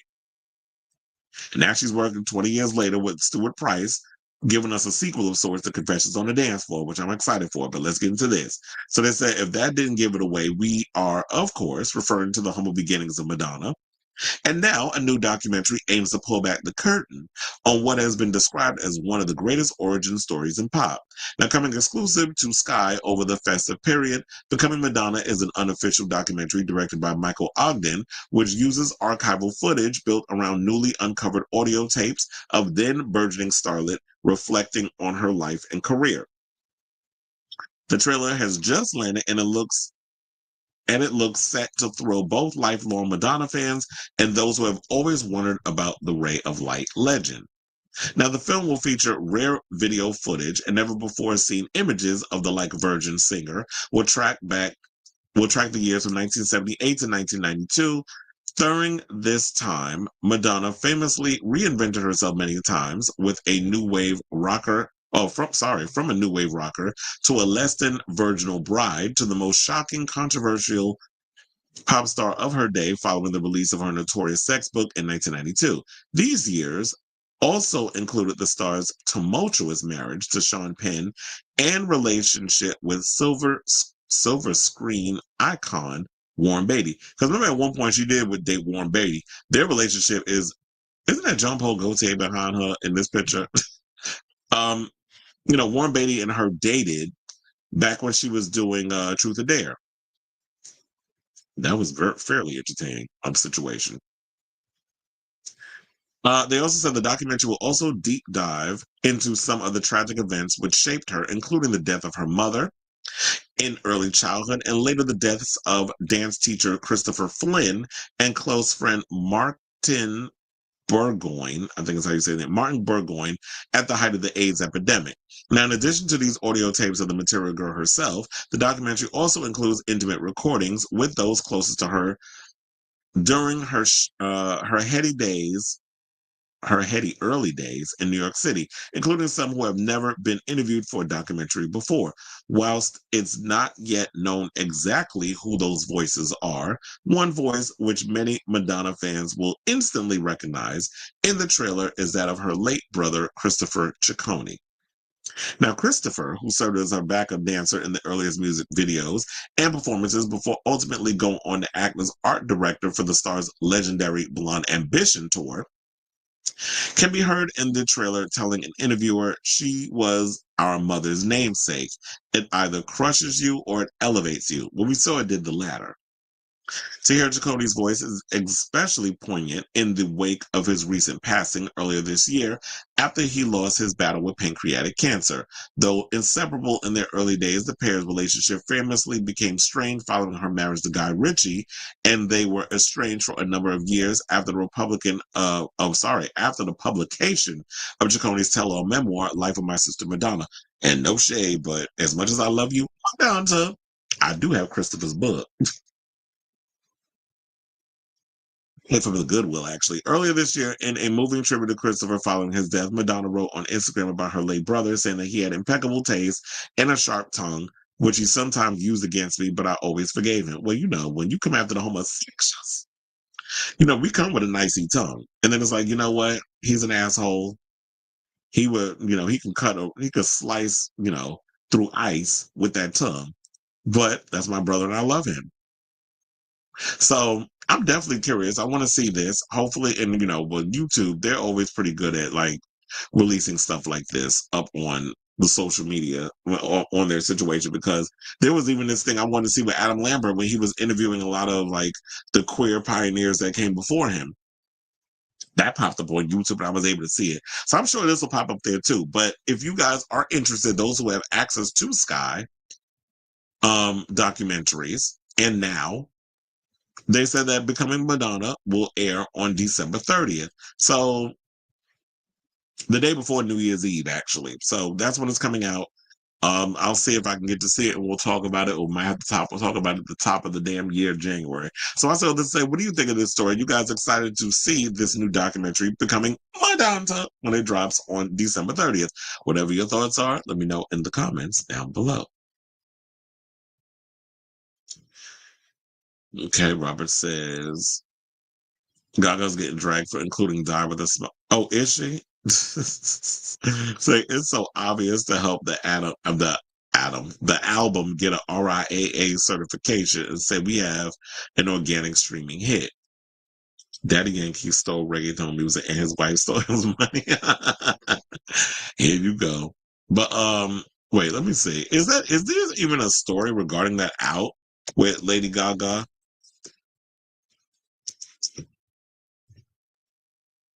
Because I'm seeing like a lot of people talking about, oh yeah.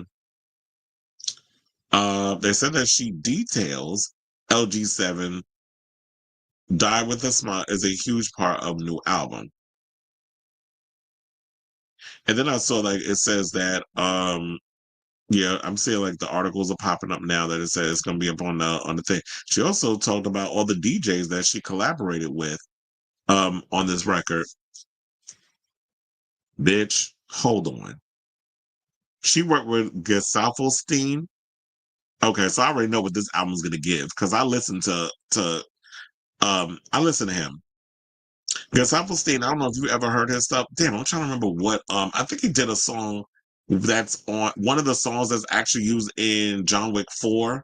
I think also who's the other one? Kanye West has used him as well. So Gesaffelstein, yeah, if you want to do like that real crazy electronic cyberpunkian um what's the word, industrial type of music, that is the perfect person to work with. So it basically said that Gaga's dive into industrial electronic sounds could mark her most daring evolution yet, even after 2020's Chromatica album. A neon-soaked odyssey through heartbreak and healing, the record featured production from, oh, they're talking about the last album. They're talking about Skrillex, Badian, Axwell, Boys Noise, and was a freaking ad popping up. And Chami, she twisted the knife in the album's hyperactive remix packages, recruiting Arca, Miramasa, AG Cook. Well, first of all, that remix album for Chromatica was terrible. But she's talking about that she worked with Gus Alpestein, and he's a French electro icon. So yeah, I mean, I was like, I wasn't expecting her to say that she worked with him, but I want to read the Rolling Stone article, but I already know, like, with them, I gotta jump through hoops to read that whole situation. Yeah, she's saying that Die with a Smile is a huge part of the album. She said it's a huge part of my album. Die with a Smile emerged during a late night studio session with Mars, who was already toying around with the general idea of the record. I sat down at the piano and I was like, okay, Bruno, show me the chords. I don't think he knew how much of a musician I was. It's always like she always has to feel like she has to prove that she is like musically talented. Girl, we know you're talented. So, okay, well, let's move on.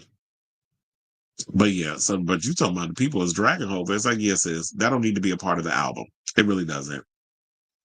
I applaud Jenny after watching the Ace of Base documentary for saying without her sister, there is no Ace of Base. It's the four of us. No one can replace us. It's a family act trying to replace the four of us is no Ace of Base. Listen to the golden ratio. They have two singers. You can't tell the difference. But when it came to me and Lynn, you could tell our voices, which one. Yeah, and that's the thing I think now these days you don't need to have a personality to make music, which is why you hear like these singers are barely singing. The one, especially the ones that's popular.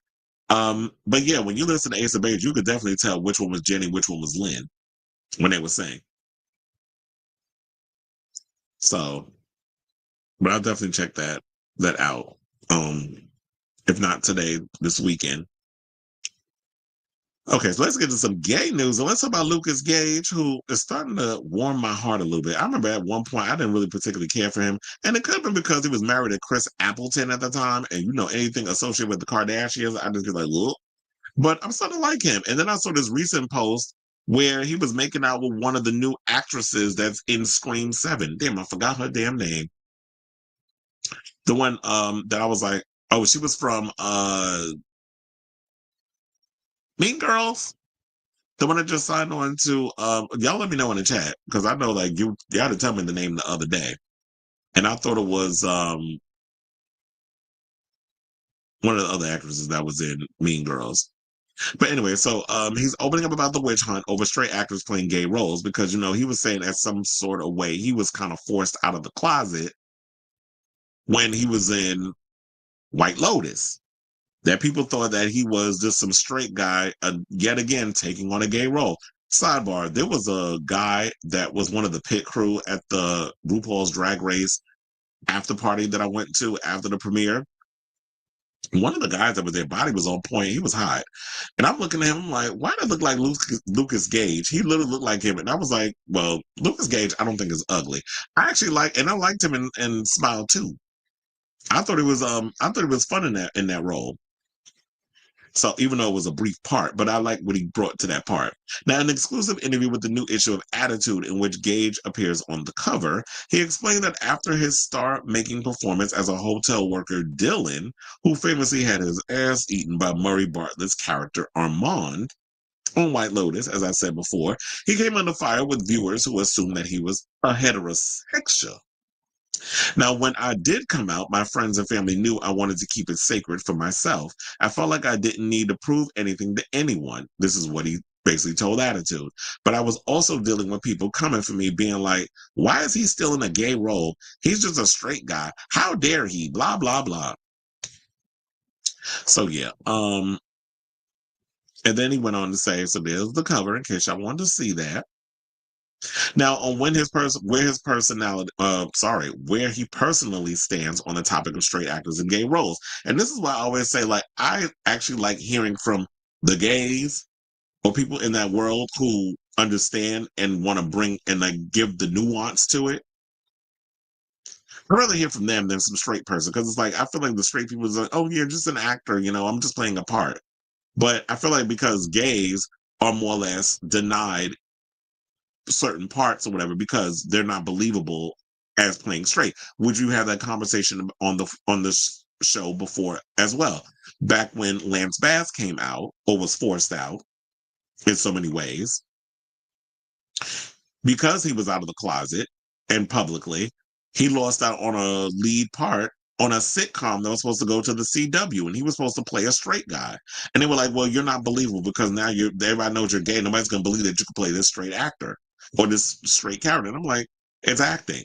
Your whole job is to convince people that you can play this thing. But it's funny how, like, in America, we get so caught up in who people sleeping with because of the overall stereotypes revolving around the gays. Now, where he personally stands, as I said, on the topic of straight actors in gay roles, Gage was torn, saying the following. He said, it's twofold. I'm in the camp where there's, of course, certain scenarios. It's an injustice to not cast with diversity and inclusion to tell the most authentic story. In other less specific cases, it's important to remember it is acting, and we should be free to play as many different kinds of roles as possible. But it's tricky because there has to be a grace and generosity. I don't like it when people do a witch hunt for people for doing it, trying to take them down. Now, and speaking on the whole witch hunt, that's what brought up Kit Connor from Heartstopper and why he said that he connected with him over the fact that, you know, he was receiving similar scrutiny after the Netflix show came out. He said the attention eventually mounted to the point where Connor felt forced to come out as bisexual. So there's a gray area with sexuality, nuances. To be demanding receipts, I remember it was the same time people were coming for me. They were coming for Kit. Feeling bullied into coming out at 18 years old, that area where public and private intersect is so confusing to me. Now, he says, I want to have visibility, to be a role model. I want little kids to see me and think, he's doing it. I could do it too.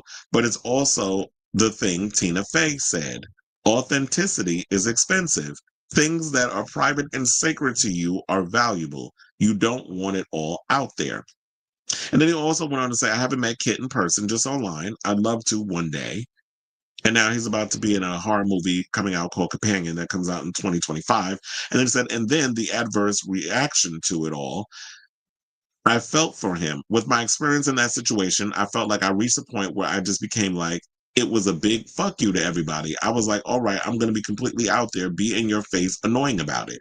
So I totally understand. It's like, yeah, authenticity is expensive. So I totally get that. It's like, you know what? You have to give people time to come into their own. Like, Kid is, I didn't even know he was 18 at the time. I'm like, y'all should not be forcing people to come out of the closet because, oh, well, you need to come out. You need to do this. You need to do that. Because I'm from the school of you need to allow people to come out in their own time. Whenever they're ready, let them do it. It shouldn't be an obligation that why are we so fixated on, well, somebody's going to play gay or bisexual or any part of the LGBTQ plus community. Anybody that comes out as queer, we're automatically like, so are they one of us? Can you relate? Do you know what you're doing with that sort of thing? And it's sort of like, as long as the characters on the page are written authentically and we can relate to those characters and not some sort of caricature or, because that's what we had to deal with growing up. When I was growing up, we were looking for people that we could relate to. They were the worst of the stereotypes, but we were just so happy to have a version of us shown on camera, be it a movie or television, that we overlook the negative stuff. We don't do that as much anymore. Now there's way more variety, and we still got a long way to go in regards of inclusion, queer inclusion. But in this sort of thing, it's just like, yeah, it's ridiculous. And y'all need to let people come out in their own time. And I do agree with him on the whole thing regarding, um, you know, about coming out and straight actors playing gay roles and that sort of thing. So um we do need diversity and inclusion. We do need, and look, there's not a lot of roles for trans people out here. So I feel like until y'all broaden the horizons with with trans characters on TV or whatever that case is, I do feel like the trans role should go to the trans people. But I do also know that trans people don't want to be painted in a box where all they play is a trans character. Sometimes they want to play the person that they feel that they are. If you are stealth and you can pass as a woman, or whatever the case is, then you play that woman on camera. But if there's a trans part, I do feel like it should go to the trans people because unless y'all gonna open up the horizon, broaden yourselves out, and create more of those roles, then yeah, we gotta hold on to our stuff and get as what we can when we can. So, um, I'm all for it. I'm all for, anybody can play any role, but at the same time, if there's not a lot of roles for said people, then those roles should go to them if they're good at, if they're able to play that character and they're really good at what they do. But I also think like, yeah, we got to stop this witch hunt when it comes to um anybody who plays a gay part. Y'all automatically want to lump them in and say, oh, they're homosexual, or they this or they that. It's like, no, stop it. Like, let people live. And when they're ready to come out the closet, then they'll come out the closet. So I said all this to say, what do y'all think of what Lukas Gage had to say about this whole situation? Whatever your thoughts are, let me know in the comments down below. Okay, so let's get to our final topic and let's give a huge congratulations to my girl, Kandy Muse, who I saw yesterday at the Drag Race season 17 premiere, by the way, who she's doing her thing on reality TV. She's one of the most powerful people at this point. And I heard the spoiler in regards of, and I didn't get to watch the episode yet, but I already heard the spoilers about her on House of Villains. So I'm pretty disappointed about that because I expected Kandy to win. So sorry about the spoiler, whatever. But yeah, I was mad when I heard that. So you know, so it says yesterday, November 18th, entertainment publication Variety published its annual list of reality TV powerhouses, with the list featuring a host of queer media personalities. Now, Kandy Muse, who rose to international fame as a divisive competitor on season 13 of Drag Race in 2021 before returning for All Stars 8 in 2023, was named on the list for her appearance on E's House of Villains season 2. The House of Villains sees 10 reality TV firebrands living together and undertaking weekly battles of physical, emotional, and mental strength, with the hopes of winning a grand cash prize of $200,000. Now, while she spent her time on Drag Race, vying to become America's next drag superstar, it seems her ambitions have changed. If she had won House of Villains, she would have earned the title of America's ultimate supervillain. Now, Kandy was eliminated from the competition in sixth place in season 10 earlier this month. Now, Variety praised Kandy for having won the hearts of the show's viewers with her charisma and fearless messiness. Now, it's arguably that combination that got her cast on the show in the first place, considering her turn on Drag Race was a tale of two halves. While many of the show's fans adored her ballsy attitude and unwavering confidence, other fans accused her of shit stirring and took issue with her runway presentations. Despite the different opinions, it's undeniable that Kandy is reality TV gold. Now, sadly, those who love her on Drag Race may have to get their Muse fix from House of Villains with her next TV gig, Drag Winter Cabin reality series Slaycation, as she's recently ruled out a possibility of ever returning to the drag competition. Kandy features on Variety's list alongside other LGBTQ plus women of reality TV, including OMG fashion judge Julia Fox, bisexual Vanderpump Rules star Ariana Madix, Top Chef host Kristen Kish, and Masked Singer judge Rita Ora. Oh, I forgot she was fluent. Queer survivor Kenzie Petty also appears, as does The Challenge's Rachel Robinson, Selling Sunset star and partner of musician G Flip Chriselle Stouse, who's also, by the way, on the upcoming season of The Traitors. Chriselle is, and Below Deck's Mediterranean Captain Sandy Yawn. Now, Alison Hammond, a household name and national treasure in Britain, also features for her role as co-host of the Great British Bake Off, known in the U.S. as the Great British Baking Show. Y'all could have just kept the title the same. So yeah, those are your people. Shout out to Kandy. Like I said, I saw her last night. She's nice in person. Was willing to take pictures with a lot of people. Take myself So she is the ultimate. Is she the ultimate drag? I mean, the ultimate villain, super villain, whatever the case was. I would like to see her try to do up for Drag Race again, but I don't think she would. First of all, she runner up twice on both seasons, on her season and on All Stars. I don't see her possibly coming back for that. I think she wants to branch out and do, other reality TV programs. I honestly think that she should do The Traitor season 4. I would not be surprised if Kandy ends up doing the next season of The Traitors, because they love picking the Drag Race girls up in there, but I do feel like y'all need to put more than one queen on that show besides on there. So congratulations to Kandy. Funny enough, I am rewatching season 13 again. And Tamisha Iman, the episode I watched last night, as soon as I came back from the drag race thing, because it's like I'll just be on this drag race situation. Tamisha Iman was eliminated in the last episode that I watched, which is kind of hilarious because it was this whole thing. Like, I even had to go back and watch Untucked because it was that infamous scene where it was just like, Kandy was giving her unsolicited opinions about things, and she went and they were talking about, well, if there was any advice you could give any of the girls, what would it be? And then she went and gave Ellie with 2T's advice, where it was basically like, you just need to learn to read the room, because sometimes you say things that can come across as like uncomfortable and offensive, and you really just learn to read the room. Elliot did not take it too well, and then all of a sudden, here comes Tamisha, where basically was talking about, I can speak for myself, and there's girls in here I don't particularly care for, but I commend you in your drag. And like I said, I don't care for some of you girls. And then Kandy got offended. She's like, well, I feel like you looking at me when you say that. She said, well, you one of them. And then they go back and forth and they drama, and then it extends, and then next they about to fight in so many ways. And then of course, you had Gottmik had to jump in and diffuse the situation. And so it was just, it was just crazy. So yeah, I'm rewatching that season. And it was funny because it was like back then it was like she could dish it out, but she can't take it. So they saying this to you and you popping off because you saying that people saying you arrogant, but then you can give Elliot an opinion and she supposed to just take it because you dishing it.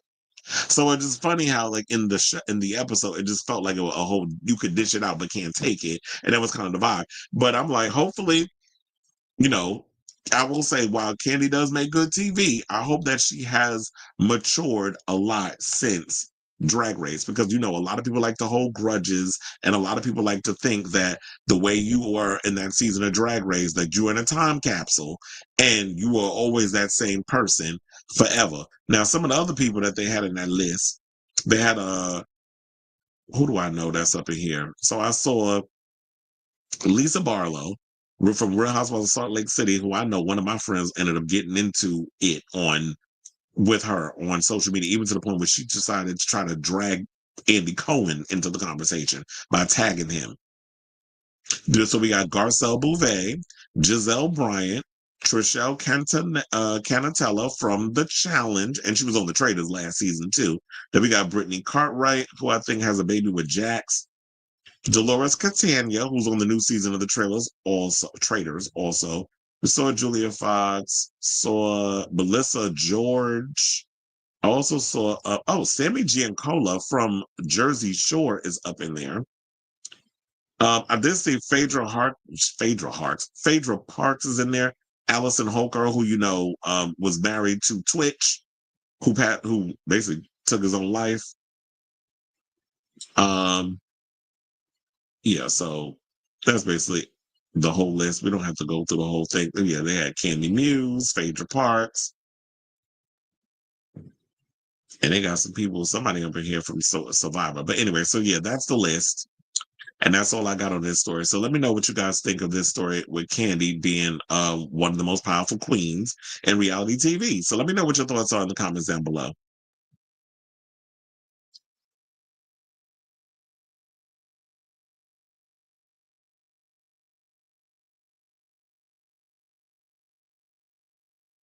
Oh, wait, hold on. It says, so it's coming. They're charging Luigi Mangione in New York City as unallowing the CEO. You're lucky. I love you because that makes me want to throw my phone because I'm but you better not throw your damn phone. I still got my good eye on Kit Connor. I believe he's bisexual when I actually see him dating a man.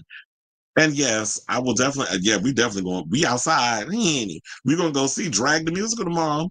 So yeah, I'm going to definitely go see that. But so that means, shit, I got to give y'all an early show. So that way I could be out of here on time. So that way I can go see Drag the Musical. Because I definitely want to see this show. So yes, horny. I will call you after this show is over because I see I got I'm looking at my watch. I got a lot of texts. Yes, I'm not working tomorrow, so I'm off. So I checked my thing in regards to if I'm working or not. Hard to believe Kandy used to be every man loves a woman. You talking about that Kandy or not Kandy, not Kandy Burris, Kandy Muse from RuPaul's Drag Race. That's what we're talking about. But not the one I was like, every man loves a woman. You know what? We should do that low register. And, the girls was reading it because I remember I worked her show at when I what was that? I did her show where it was SWV and Escape, Queens of R&B or something or another. I did her show and then the people in the audience was cackling over her vocals. But I'm like, look, it's either y'all deal with Kandy and her struggle vocals or you get Latasha crazy ass back who sidebar, I heard that she got dropped from Motown. What was it, the gospel label that she was on? Because none of y'all went and bought her gospel record. Say, oh, I'm sorry, I just arrived. Corn turned. Wait, who? Who turned Corey out? And when she got those duck lips eating his groceries, pushed him over the top. Wait, who is that? You talking about Kim? Oh, now I got it. Kim turned Kroy out, and when she got those duck lips eating his groceries, pushed him over the top. Sidebar. You know what? I was watching an episode of Sex and the City yesterday. And it was the ass eating episode. That was when Miranda met the guy that was running the marathon. It was her first year. I think and they was in the slow league. And he ate her groceries. And there was a conversation. And then, she was like, let me give you a massage. And then he kept tooching up his booty. I'm like, oh, he got a nice ass. And you can see the little peach fuzz on it. And he kept pushing his ass. That's what that just reminded me of though, because it was like I literally was watching an episode of Sex and the City, and then that was when Carrie and Aiden decided to give it a go again, and what was it? Steve wound up getting the bar, and he was the silent partner in the bar ownership and all that good stuff. All right, so anyway, we are at the end of today's show. I want to thank everybody for tuning into the latest episode of Chris Avalon Unfiltered. Please hit that like button and that subscribe button. Also, be sure to smash the notification bell so that way you know when we go live with a brand new episode of Chris Avalon Unfiltered. I'm gonna see, depending on the topics and stuff that's popping off. I'm gonna try to give y'all a episode tomorrow. If not, I'm gonna try for the weekend with something or another. I don't know, but starting to, the news is starting to slow down, so it's not really a lot going on. But I will always find some tea. So still, back when Sex and the City was fire. So that's what I've been doing. I've been watching the old shows. Yes, they did. And Madonna makes no qualms about the fact that she got it in with Big Daddy Kane and Tupac. Big Daddy Kane is in her is in the sex book. But anyway, like I said before, hit that like button and smash that notification bell. Want to thank everybody who was tuning in today in the comments with me doing this show. Love you all for watching. And until next time, ciao, darlings.